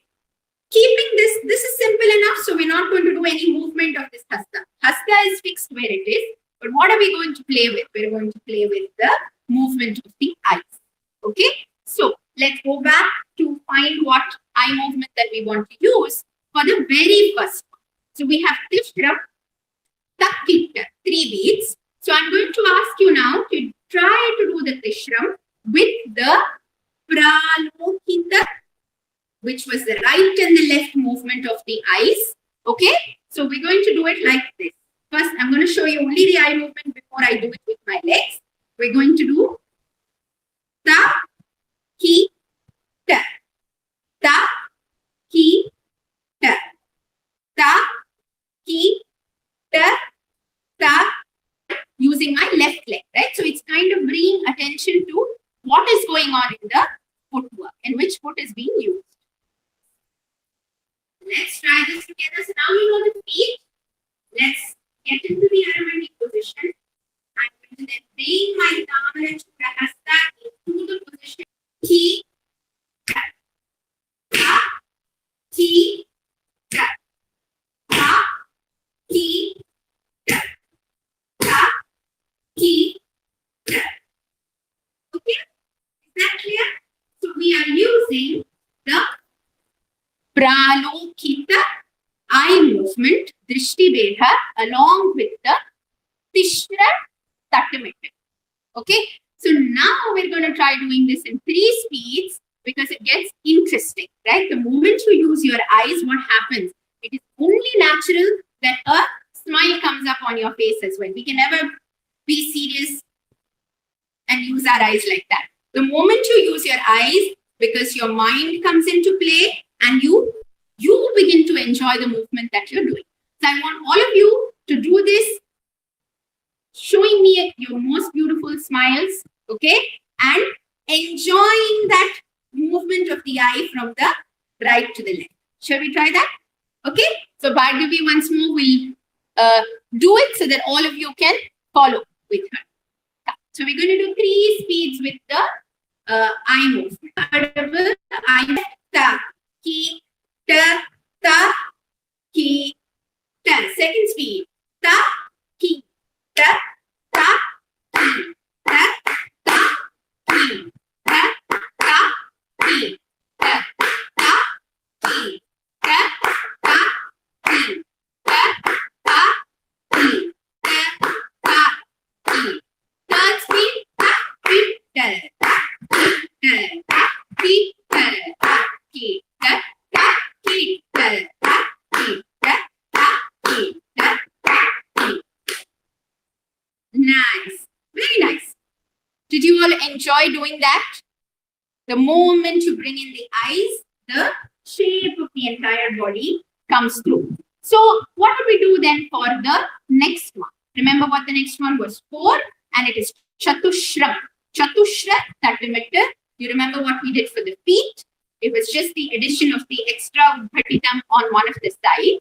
Okay? But let's make it a little interesting now. So we're going to employ one more hand. Okay? Not just the right hand, but we're going to bring in the left hand in a hasta already familiar. What was this hasta? This was Pataka. So we're going to keep the Pataka hasta in a straight. Stretch your hand out, absolute straight line, creating, like you remember I told you, a 45-degree angle. So this is my horizontal, this is my vertical, and I create a 45-degree angle with that hand. So I am kind of slicing the space that is available to me here into half, right? So this is going to be my hand position, and I'm going to do the let me do the eye movement for you from close up first, and then we can do it with the feet. Okay? So now for Takkadimi, we're going to try and use the Alokitam movement. What was Alokitam? Alokitam was the full circle of the eye. So we're going to now employ the circle. What sense would it make if I do a Takkadimi full circle? How does it connect to my body? It has no connection, apparent connection with my body at all. So what I'm going to do is, I'm going to start the circle from the direction of my right hand, and I'm going to finish the circle in the direction of my left hand. So I'm not going to do an entire circle, but only a kind of like a 75% of the circle. So connecting therefore the 2 hands that I am presenting to the audience, right? So it becomes ta, ka, ki, mi, ta, ka, cho, mu, ta, ka, ki, mi, ta, ka,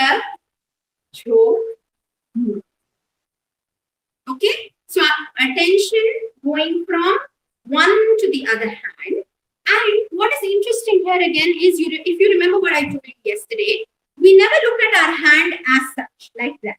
Because if I did this, then there is no connection between you who is watching me and me, right? So how do I look at my hand? When I look at a hand, I look through the tip of my fingers into the distance. So it creates the impression that I am looking at the hand, and I am, of course, looking at the hand without letting my vision be blocked by the presence of the hand. Does that make sense? So I will not look never at the hasta itself, thereby blocking my vision.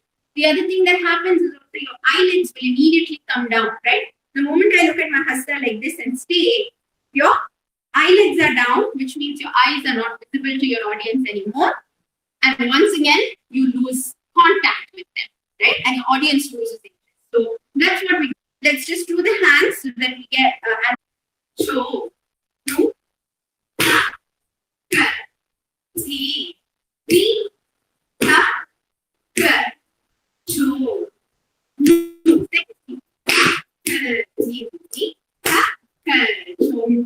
kinds of movements between the different eye movement for Khandam.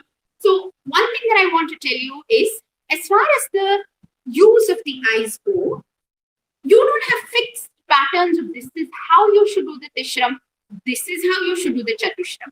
It is up to your own creativity, and you can use any distribution of eye variations, okay, that look nice, but like I said, that is not disconnected from your body.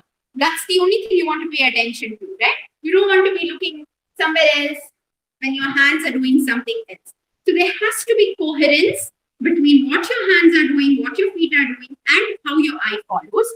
But within that space, you can choose to do whatever you want. So this is not the only way in which Takadimi can be done, right? I can even do Takadimi with the Pralokita eye movement, right? Ta, ka, dhi, mi. Or I can do it with the second speed. Ta, ka, dhi, mi. Right? I can do it in any way that I want, so far as there is coherence between things. Okay? So let's try to do Khandam. So we want to do Khandam now with an interesting body variation as well, to see how we're going to also negotiate body direction while doing Adam.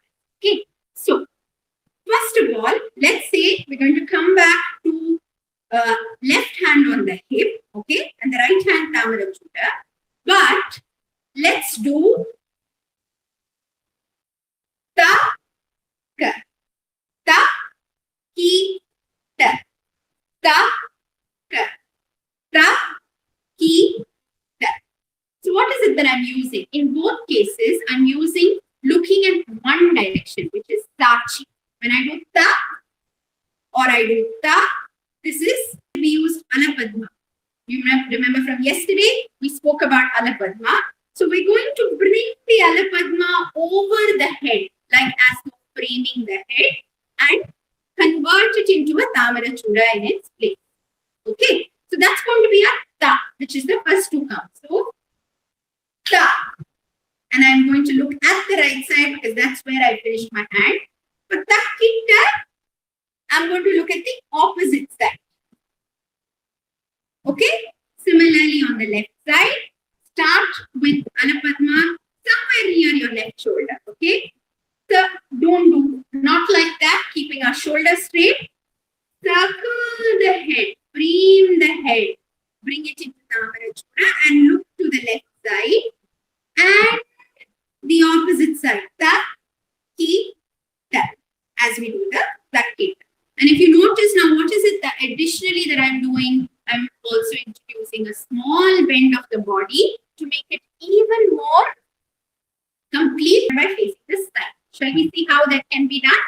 Okay, so what am I going to do? Instead of facing front, let's face the side, our right side. I'm facing my right side. Okay, once again, I'm going to get into Paramati from here.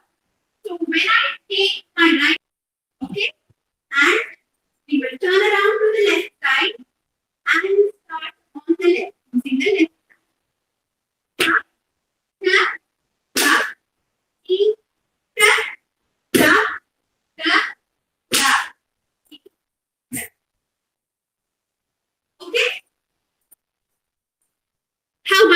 try that now.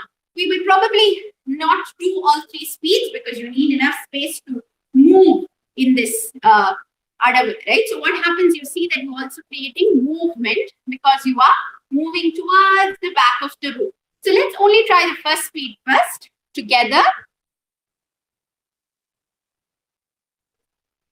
So all of you might want to start from closer to the front of the room, right? So that you have a little bit of space to move towards the back. And start by facing your right side. Ka, ta, ki, ta. Left and ka, ka, ta, ki. Okay? So you should be able to flip around and start your left side immediately. Shall we try that? Start again facing the right. Bhalang, uttak, dhikutta.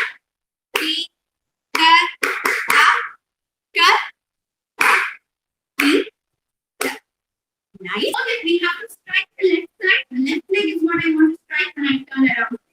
So you will lift and turn, right?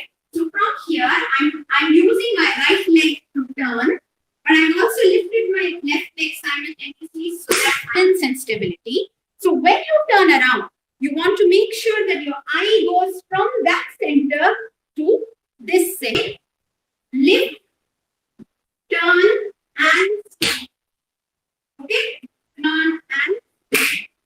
That's your technique to do the turning. So can we do it one more time together? Ka. Khandam again. We're still in Khandam. Okay? Dhardang, kuttak, hikuttak, dading, hindam, tum, ta, ka, ka, ki, ta, ta, ka. For Mishra, what can we do? Let's do a different variation of our hand. So now we're going to introduce another hasta for the other hand. Tamarachuda is standard for our Tattamit. Okay? And for the left hand, instead of keeping it on our hip, we're going to use the Dola hasta. This. So Dola is a very nice, beautiful hasta because it is I use my Shikara hasta, any of these.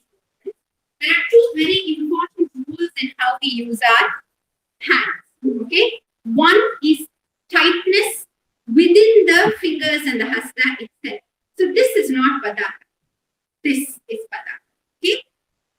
All the muscles in your fingers, your palm are really flexed and held in place and looks tight. Okay? So if I were to move someone comes here and applies pressure on my finger, it's not going to collapse like that. It has to push my hand up. They should not be able to push it up. Okay? If it is loose, now my hand is loose, that's what will happen. If I push it up, it does that. Okay? But I'm going to tighten it up in a way that, you see, I'm pushing this hand up, but the other hand is pushing down, resisting. So you know that your muscles all the way from here are holding up that hasta very, very tight. Now the kind of feeling, right? And it gives you a very a rested position, a sense of a rested position. Okay? So now the contrast we're creating in our own bodies is right hand is going to be nice and strong. The hasta of Tamarachuda is strong, elbow strong, all the muscles here. So similarly, if I try to push this up, you see, I'm resisting with the other hand. It's not going up like that. I'm resisting. Whereas the left hand is relaxed and breathing out. So you're creating now a cross dynamic between your right side and your left side. Okay, so we're going to do Mishram like this. And let's now see what is the eye movement we can employ over here. Okay, so 3 and 4, right? Takita takadini.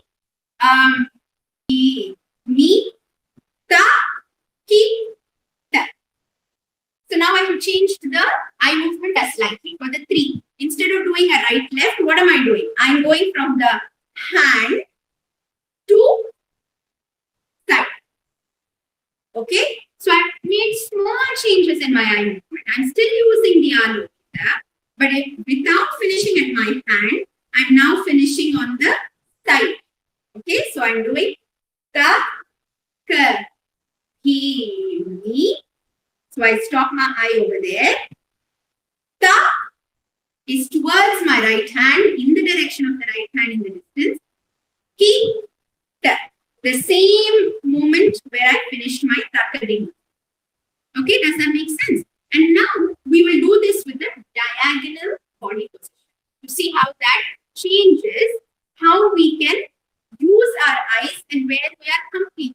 So what changes about the eyes when you change your direction is that the way you interact with your audience is constantly changing, isn't it? So if I'm doing, for instance, ta, ki, ta, I know the audience is viewing me from the front, but I am showing off the two sides, being aware that I am looked at from the front. Yes? But the moment you turn profile completely, what you're doing is when you turn around, you are directly looking at the audience.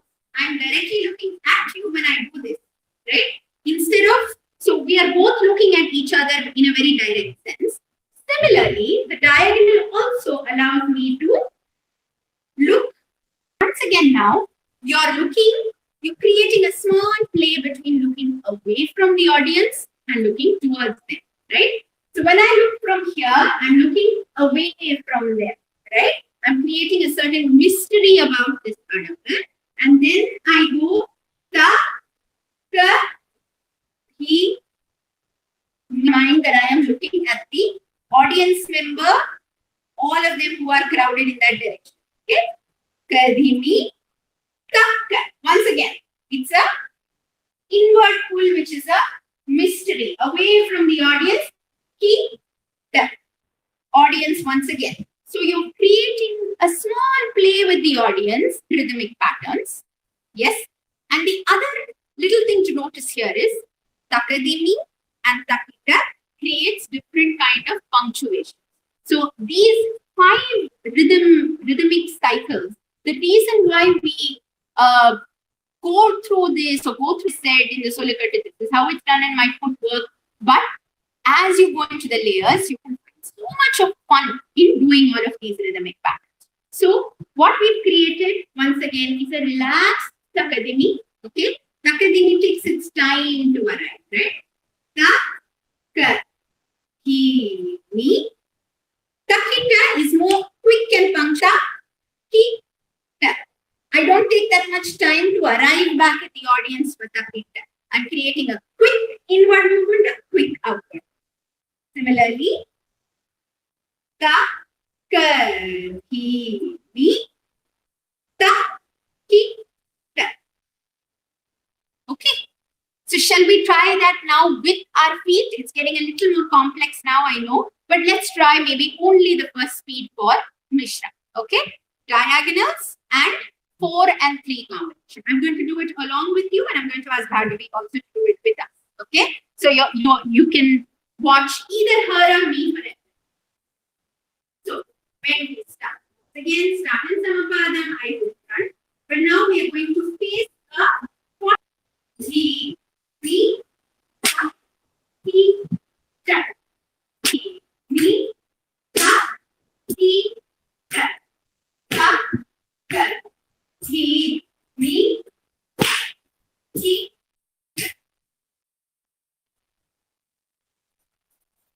Okay? How is that? I know it's getting complex for the body if you're trying this for the first time, but if putting together feet and eyes are still a little difficult, you can focus on the eyes for the moment, and then we can bring them together in the following classes as we go along. Okay?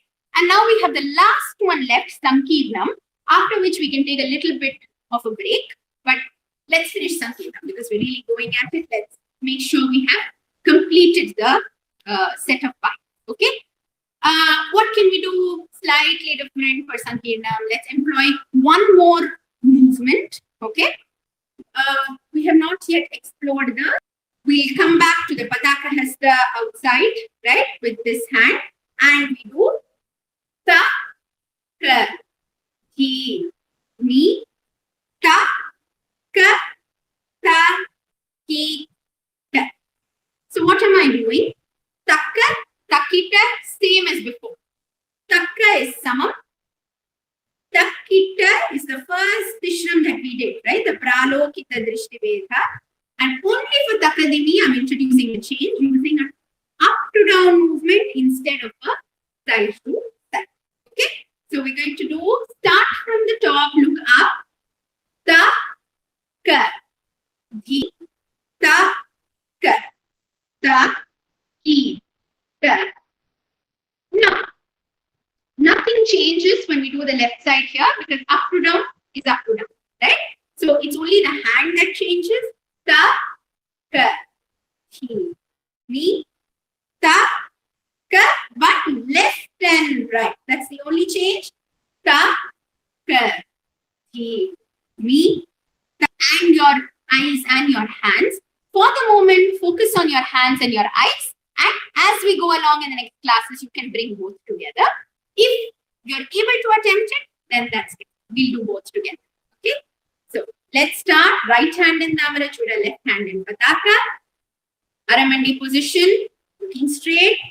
Thalang, Kutaka, Kutaka, Tadhi, To, Ta, Ka, Hi, Mi, Ta, Ka, Ta, Ki, Ta, Ta, Tu, down, Ti, Samam, and right, left side. Ta, Ka, Gi, Mi, Samam.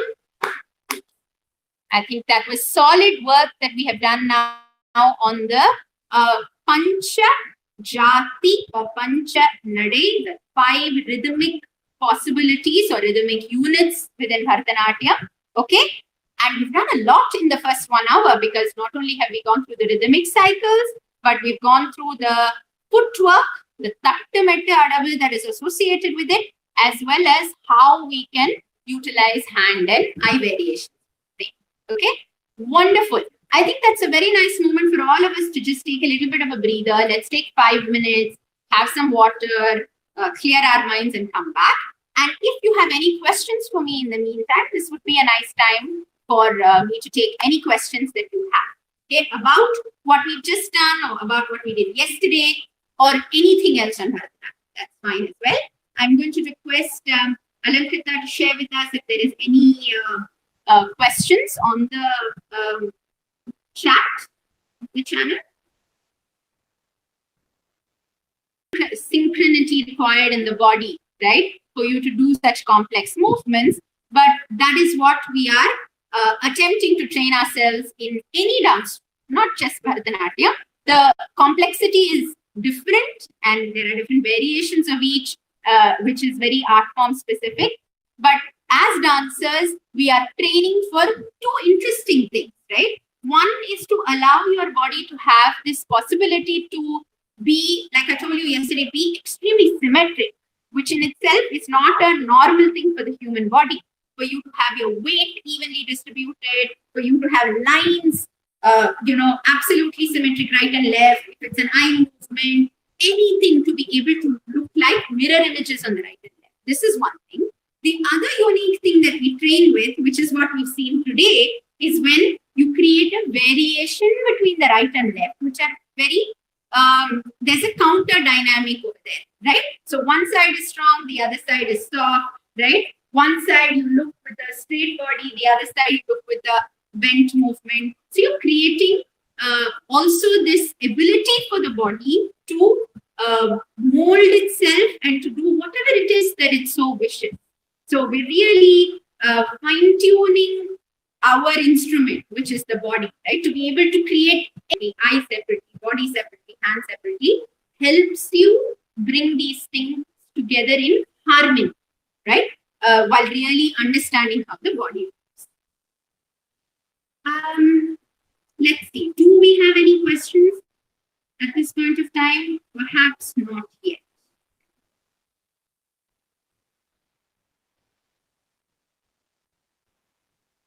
So initially from a visual feedback, right?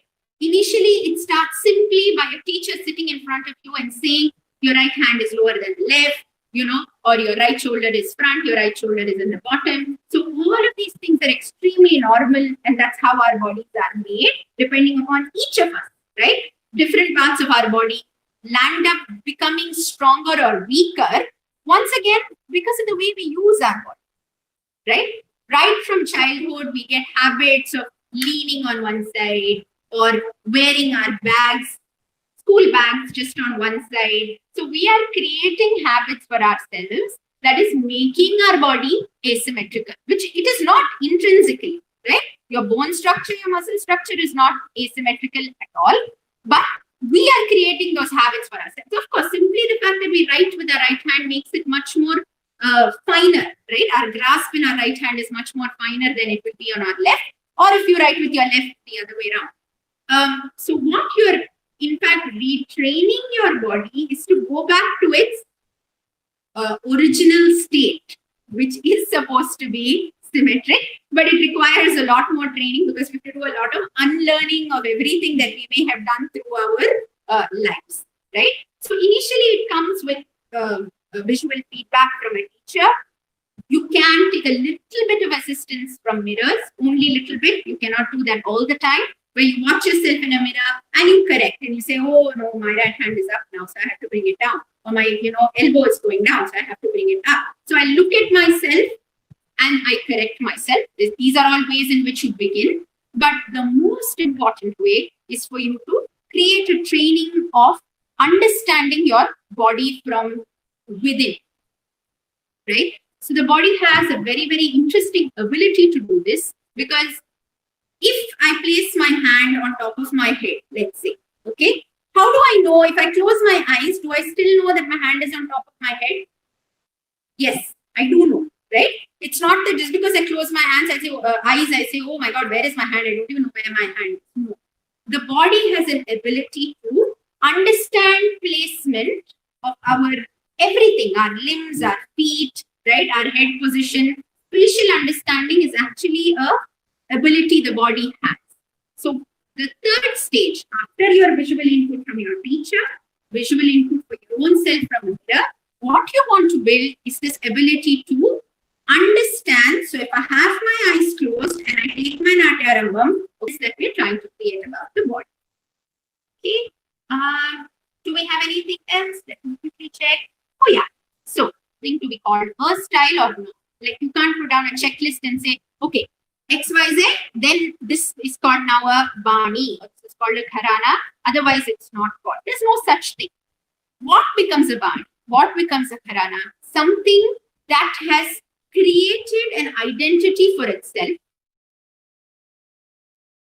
It could be based on a particular usage of the body, perhaps implementation of a particular set of movements, perhaps. So many, many different little things can define what a gharana is, but it only starts being called a gharana or a bani or a style when it has propagated down at least a few generations, right? So the ability to be passed on from teacher to student and be preserved is a very important characteristic of a style. Okay, so now, the few popular styles that we are aware of today, definitely I'm not mentioning all of them, but the few. We know of the Vadur Bani, the Pandanallur Bani, both of these are things that were rooted in the Tanjavur region of Tamil Nadu. The Kalakshetra Bani, of course, which is something that was an off-stem of what came in from Tanjavur, but established itself with a new aesthetic and a new way of looking at dance, right? And a new training pedagogy and everything. But going forward, or we might be fusing styles going forward as well. Anything is possible. This is a dynamic, evolving game. Okay. The next question is, how do we get over hesitation or anxiety while performing anything? Okay. This is an interesting question.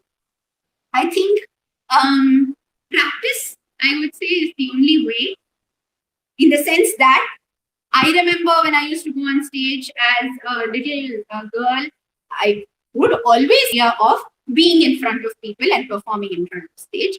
That having been said, even today, I have that anxiety before going on stage, right? It's not something that goes away. And I think it's a good thing, because if you're nervous and if you're anxious, you are also alert, right? Your brain then focuses its entire attention the best possible for that day. So anxiety within a collected amount can still be a good thing for you. Of course, you don't want to be so anxious or nervous that you're blanking out or you're forgetting everything. To bring it from that level to a neutral level, I just think it's a question of doing it over and over again and allowing yourself to be vulnerable. That's the one simple answer. The other thing is, forget about, I think it's important to remember why you dance or why you perform at the end of the day, right? Why do all of us ultimately dance? Because we love it. We just love going out there and moving with our body, using our hands, using our eyes. It's something we enjoy doing. So don't think of it as something you're doing for the person in front of you, because then you're thinking about, am I doing it correctly? Is the person judging me? Is everything proper? Am I looking fine? You're always going to think from the other person's point of view. If you think that you are dancing, right, like you're dancing in a holy festival or something like that, you are enjoying yourself. Go out there and dance for yourself. Forget that an audience exists and forget that you're dancing for an audience. Dance for yourself. Your anxiety and nervousness automatically comes under control. So hope this will help you. You should try it out and tell me if it works. Are Tanjavur and Vaduvur the same? This is actually a tricky question. I don't know whether I can confidently answer it, because all of these styles that we talk about, like even Vaduvur and Pandanallur, these are both strands which came from the Tanjavur belt. Okay, so there are no, like I said, once again, there are no rules that tell us this is Tanjavur Bani, that is Vaduvur Bani or whatever. Roughly understood, whatever came out of the Tanjavur belt is something like a parent body, but from that there were very clear streams of Guru Sishya Parampara that emerged, which became the Pandanallur Bani, became the Vaduvur Bani kind of a thing. So today, whether we can say Tanjavur and Vaduvur is synonymous, I am not quite sure about it. But let me have for the moment. So, and we've also taken like enough of a breather. So let's move on with class today, and we can come back to a set of questions maybe by the end of the session once again. Okay, good. So now that we're sitting, we're taking a break, why don't we come back to the hastas like we did yesterday? I think that's also a nice refresher for the body. We've been moving with the body quite a bit right now. So yes, let's explore a few new hastas. What are the hastas we explored yesterday? We did Pataka, we did Tripataka, Katakamukha, and Alapatma. These were 4 hastas we looked at, and we looked not only at how can we use these hastas in Nritta, but we also looked at their uses in Abhinaya, in narration or in expression of words, concepts, stories, as the case may be. Okay, so let's try and do that for a few more set of hastas maybe. Let's start from the Tamarachuda itself, right? This is a new hasta today that we have learned. Clearly very evident that we can use this. Where do we use this in Nritta? Okay, with some directionality. We also use it as 1, 2, 3, 4 walks of stop. So Tamarachuda is very commonly used in a lot of movements like this with walks. But let me ask you, how can we use it in Abhinaya? Any ideas? So I'm going to ask interesting possibilities for hastas in the chat stream as we went along. So I'm going to keep an eye out for that as well. But let's explore the one that we're talking about. What is the most likely thing that this looks like? Bird. The bird, absolutely, right? So that becomes a thing that we can show. It doesn't matter. See, the beautiful thing about Bharatanatyam once again is I know that all of us are used to being taught our Vinayugas, right? The variations, the possibilities of hastas. But we have to always remember that somebody has sat down and imagined these possibilities, right? These are not mathematical combinations. It's not 1 + 1 is 2. Not at all. It is coming out of the creativity and the imagination of those who wrote the texts and left it for us as well. So it is not always necessary that we have to learn the shlokams first for us to know, okay, these are the variations. it gives us a direction. It gives us a space to open out our possibilities, expand our possibilities. But that doesn't mean we cannot imagine what we can do with this hasta on our own, right? So definitely bird. And in how many ways can we show the bird? We can do it in so many beautiful ways, right? So one thing is this already looks like a bird with a long tail, right? If I do it with a roller hasta like this, then I can do it as using the hasta itself to represent the face of the bird, using my point, right? So it will be at each other. Another hasta that we use, which is interesting, is using it in combination with the Alapadma hasta. Okay, so I don't know if this, let me show it to you in all angles.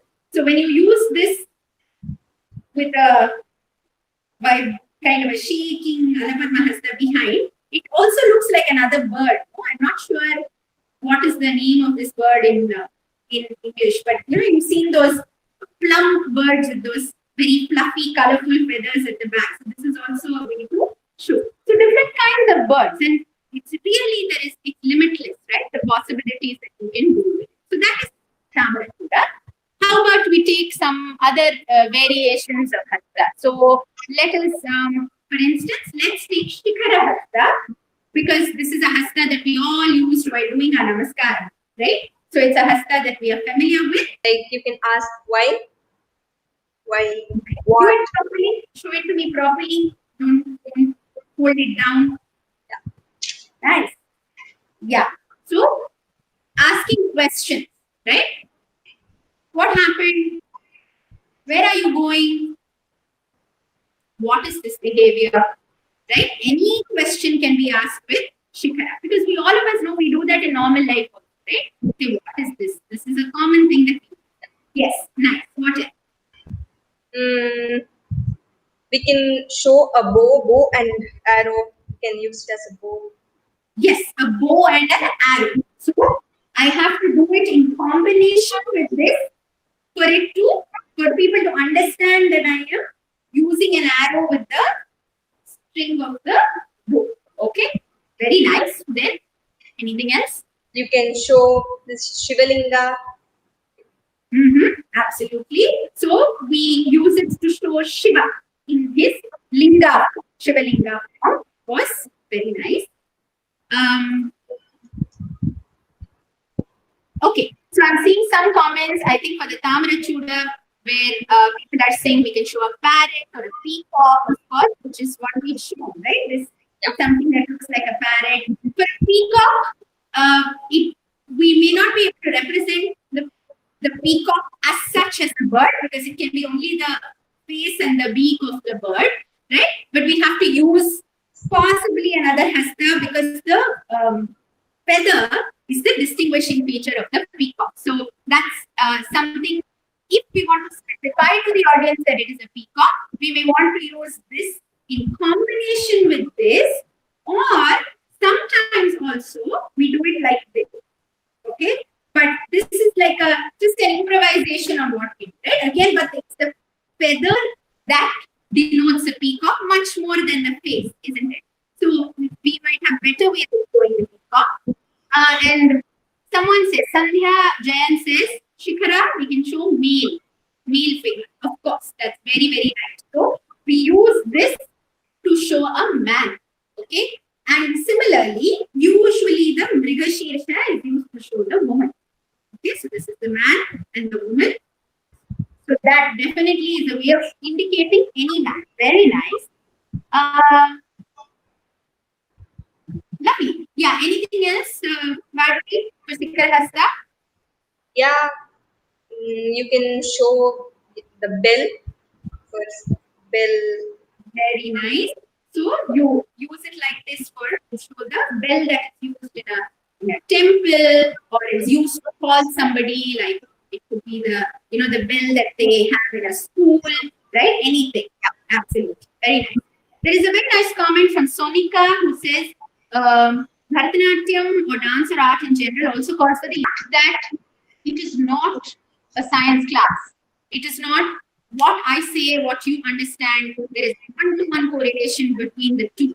There is always scope for imagination. So we're all kind of, it's almost like we're all going into the same fantasy world, right? We're all going into the same Disneyland. But the way our imagination runs wild within those particular things that we know is true. So if I am telling you a story, for instance, or let's say if I'm showing you this and I'm saying, oh, look at that bird, okay? All of us know we're talking about the bird. That is the level of commonality. But I'm saying, look at that bird. Now you have the space to imagine that bird is any particular specific bird that you want or that you have in mind. You might be reminded, there might be resonance with experiences you've had of listening to birds sing or anything like that, right? That's an example, but that's the very beauty of the fact that there is a communication, a conversation going on between the performer and the audience. And the better the artist is, the better the performer is, they are able to pull in the audience with allowing them enough space for their own imagination to unravel. And I think that's why the experience of sitting in an auditorium and watching a dance performance, a theater performance, and listening to a music performance is so exhilarating, because you come out having inhabited so many multiple different worlds within that small time, right? So thank you very much for that. I think that's very, very a very nice thought. Yeah, I think that's very. I don't see anything else immediately. So yes, Shikhara. So we've kind of we covered about 4 possibilities for Shikhara, right? Why don't we take another hasta? What shall we take next? How about something slightly different? Let's do Kattari. Okay. So now first of all, here. This hasta that moves like this, with not like this, okay? There's a small difference. It's not the way we show it, but we cross both our fingers like that. Okay? So it actually looks like a scissors. If you were showing the scissors with your hand, that's the hasta here. And it is also, the word also comes from that, kattari. Kattari. Okay? This hasta, what can we do with this, Raghavi? What all can we show? Scissors is the best thing. Yeah, then we can show eyes. Nice. That's interesting, because what we're doing is we are using a hasta which looks like a scissors actually, but we are using it very nicely to show the shape of the eye, right? And definition of the eye. Very nice, right?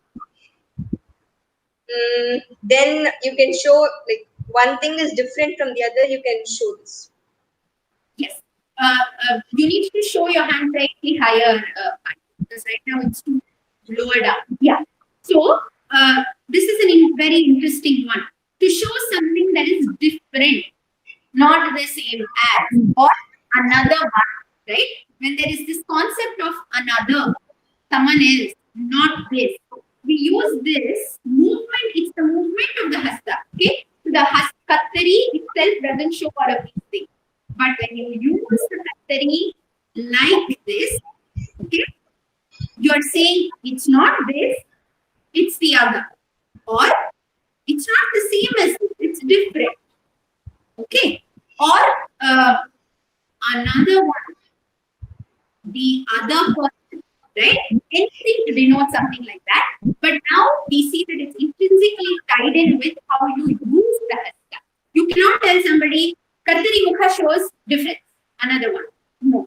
Right? So like how we've seen with almost every hasta, if we were using Anapadma like this, it is beautiful. Like this, it is joy. So the way you utilize the hasta creates the different meanings and the connotations. Very important thing to understand, which gives us one more layer in dance as compared to any other language.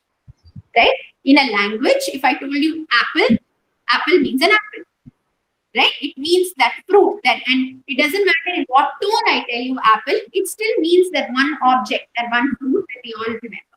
But here, we are starting from the initial set of similar to the sounds, right? This is a way of using the hand. But from here, the way I move that hand, the way I place it, the way I use it can create the different connotations out of the hasta itself. So the hasta in itself doesn't mean different things. How you use the hasta along with your expression creates this variation. So that's a very interesting one. Another one. Then what? You can show a plant or a creeper.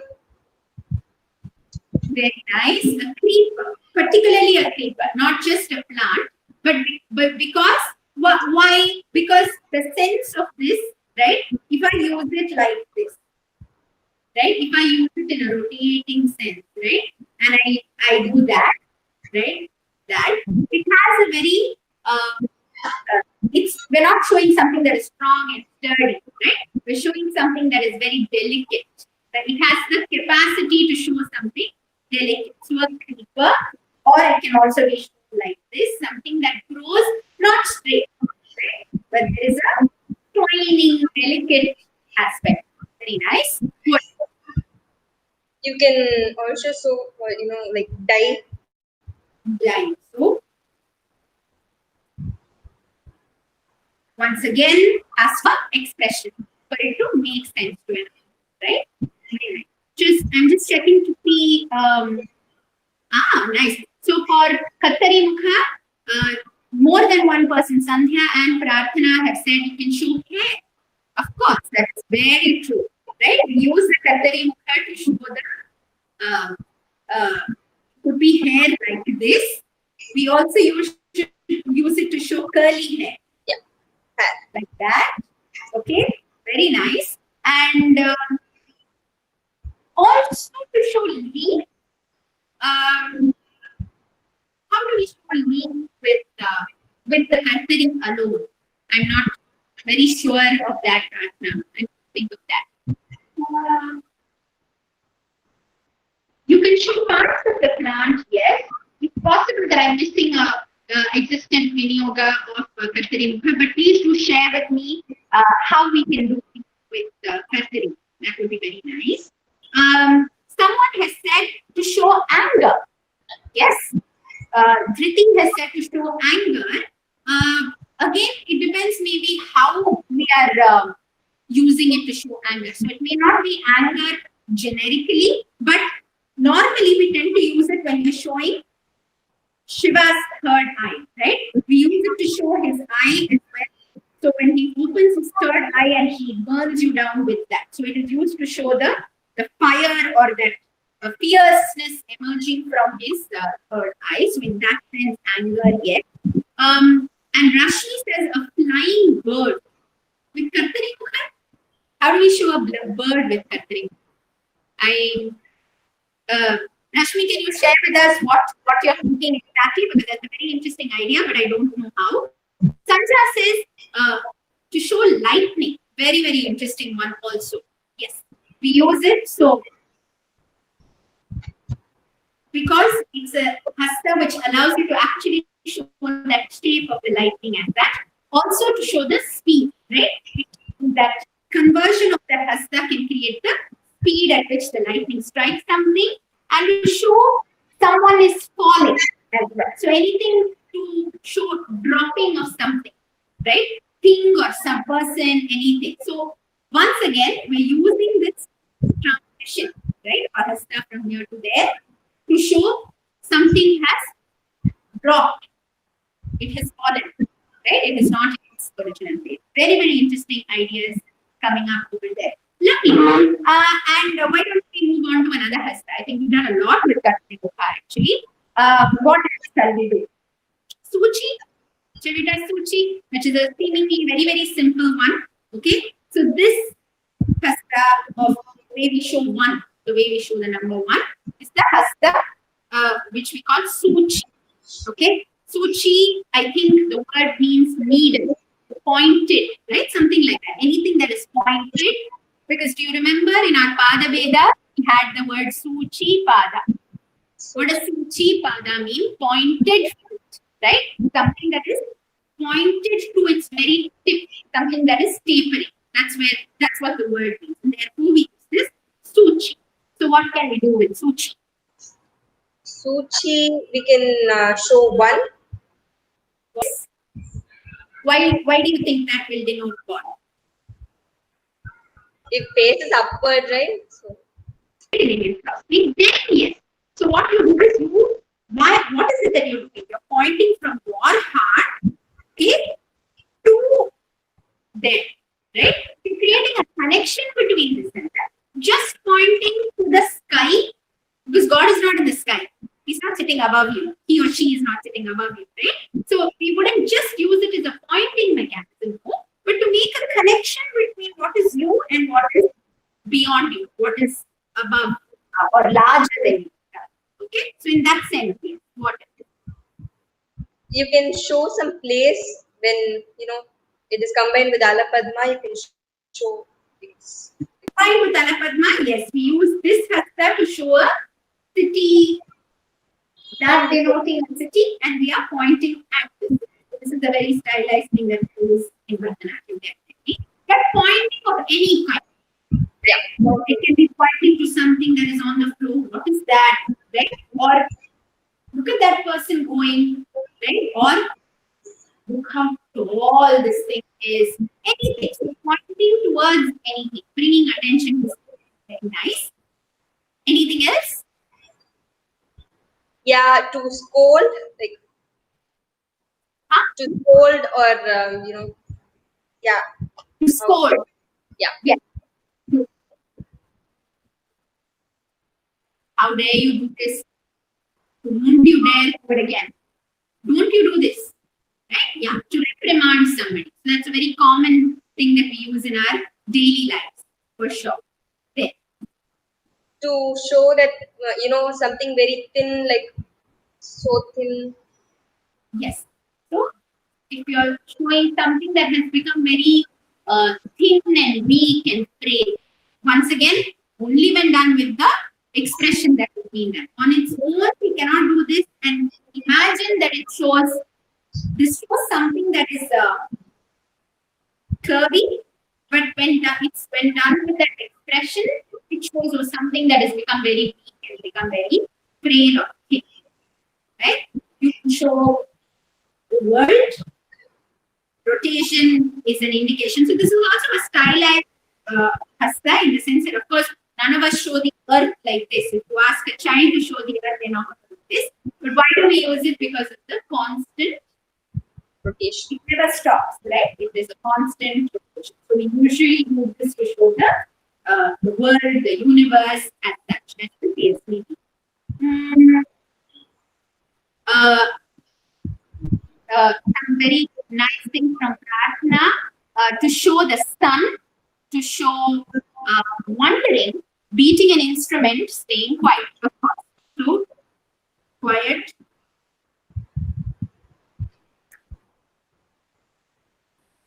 Surprise. Wonder, right? And what was the other thing? Beating an instrument. Yes, we usually use this to show. We never beat the instrument. So if we are actually showing us playing the instrument, we have to hold something, right? Hold the stakes or play the dance. But this is usually used to show those percussion instruments that are being bent. So to show that there is sound that is emanating. Very, very nice. To show the chakra, of course, Anvesha says to show the chakra which is held in the hand of Vishnu. Definitely, yes. To show the single tusk of Lord Ganesha, like that.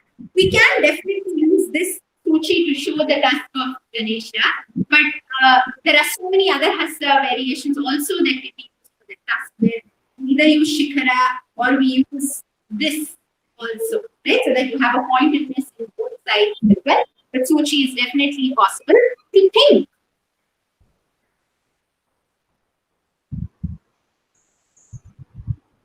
Think, of course, and to listen. That's a nice one as well, right? When you direct the attention to sound that is coming to your ears, of course. Very nice, very, very interesting things coming. Good. So I think that's lovely. We've covered quite a few hastas and a lot of variations today. giving us a sense of how we continue to utilize hastas. Quickly go through these hastas, okay, that we have done today, and see how they find use in Nritta. Shall we do that? Let's do one sample each for each of the hastas. I'm going to maybe we can do it together. So Shikara hasta, okay, we can use it in so many different possibilities for us. So I'm going to Bhargavi and me are going to do some possibilities together for you. Okay, so of course you all notice that there is an namaskar, but we use the Shikara in many possibilities usually that are much more grounded, that have jumps. Okay, so for instance, one very nice answer that we do is this. Say, now. Say, now. Say, now. Say, now. Okay, so that with the movement of this very nice stretch of Shikara, we use it in kicking animals like this.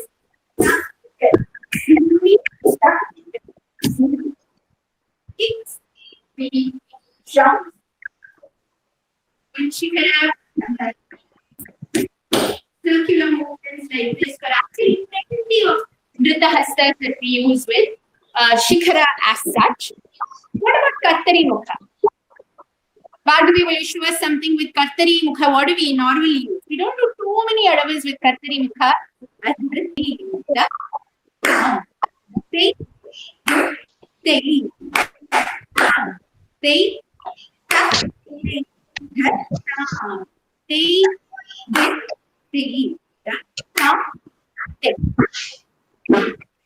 yeah.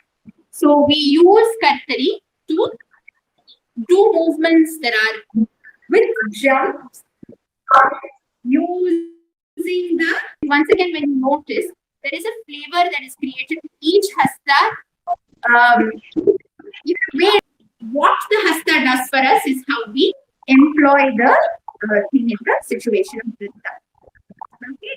So, do we have any more questions, Alankita, at this point? Because I think we have just about 5 minutes, right? So, if we have any questions, particularly, maybe it's a good moment. No, there are no questions, ma'am, right now. I just posted. Yeah, I think there was just one question that I did not answer earlier, which was how to improve expression and how to fully express. So this, of course, is a very important question in Bharatanatyam, but it's also a complex one in the sense that this is like asking me how to improve dance, right? There are so many things that we have to do to improve expression. But in a very basic way, what I'm getting an echo from somewhere. Sorry, I hope that's not sure where it's coming from. To fully express, in order to fully express or to make your expressions more natural, one thing you can remember is that the expression is never initiated from your face or from the muscles of your face, but it is initiated from what you think. Okay, so do this. I'm very upset with you, right? So there is a thought process that goes behind what it is that you're trying to express, and our eyes are made in such a way that your thoughts will reflect through the eyes. Your thought will reflect through your muscles, right? In the same way that if I ask you to smile, okay, there's a difference between an artificial muscular smile where I do this, and when I'm smiling because I'm greeting somebody, right? I'm greeting you when I say hello. I smile at you because I am greeting you, or I'm happy at a news that I've heard. The inside, and that is a very simple thing. Again, it is not something that's very conceptually. It is not a very heavy idea at all. You know, it's not about you need to find your emotion from somewhere. No, all of us know what anger feels like, what sadness feels like, what happiness feels like, and you have to be able to find a reflection of that and think about that anger, think about that sadness, so that your face can express it automatically. Okay, without initiating it from the body or from the musculature of the face, because that is when it lands up either looking artificial or looking exaggerated, or sometimes maybe not communicating what you are trying to say. So I hope that's helped. And one more question. Why is Chandrakala used to show the moon? Why not? To me, this creates the shape of the crescent moon. That is how I understand Chandrakala, right? So we also have Ardha Chandra, right? So this is the half moon, Ardha is half, so Ardha Chandra, and this is the, at least the way, that's how I have always understood it. I can find out, but it gives me the shape of the crescent moon, so, which is the reason why I would use it to show the moon. So, yeah. Why not is always the question. Time to finish? Yes, ma'am. It's almost the time. To say goodbye today to all of you. It was again really wonderful to spend this morning with you. Amazing to see all of you participate, and I really welcome any more comments, any things that you'd like to learn or see will always be welcome, so that we can design our next few days accordingly. And I look forward to seeing all of you tomorrow morning at 10 o'clock. Thank you so much. Thank you. Thank you so much, ma'am. Thank you, Bhargavi. It was a very interactive session, ma'am. Thank you so much.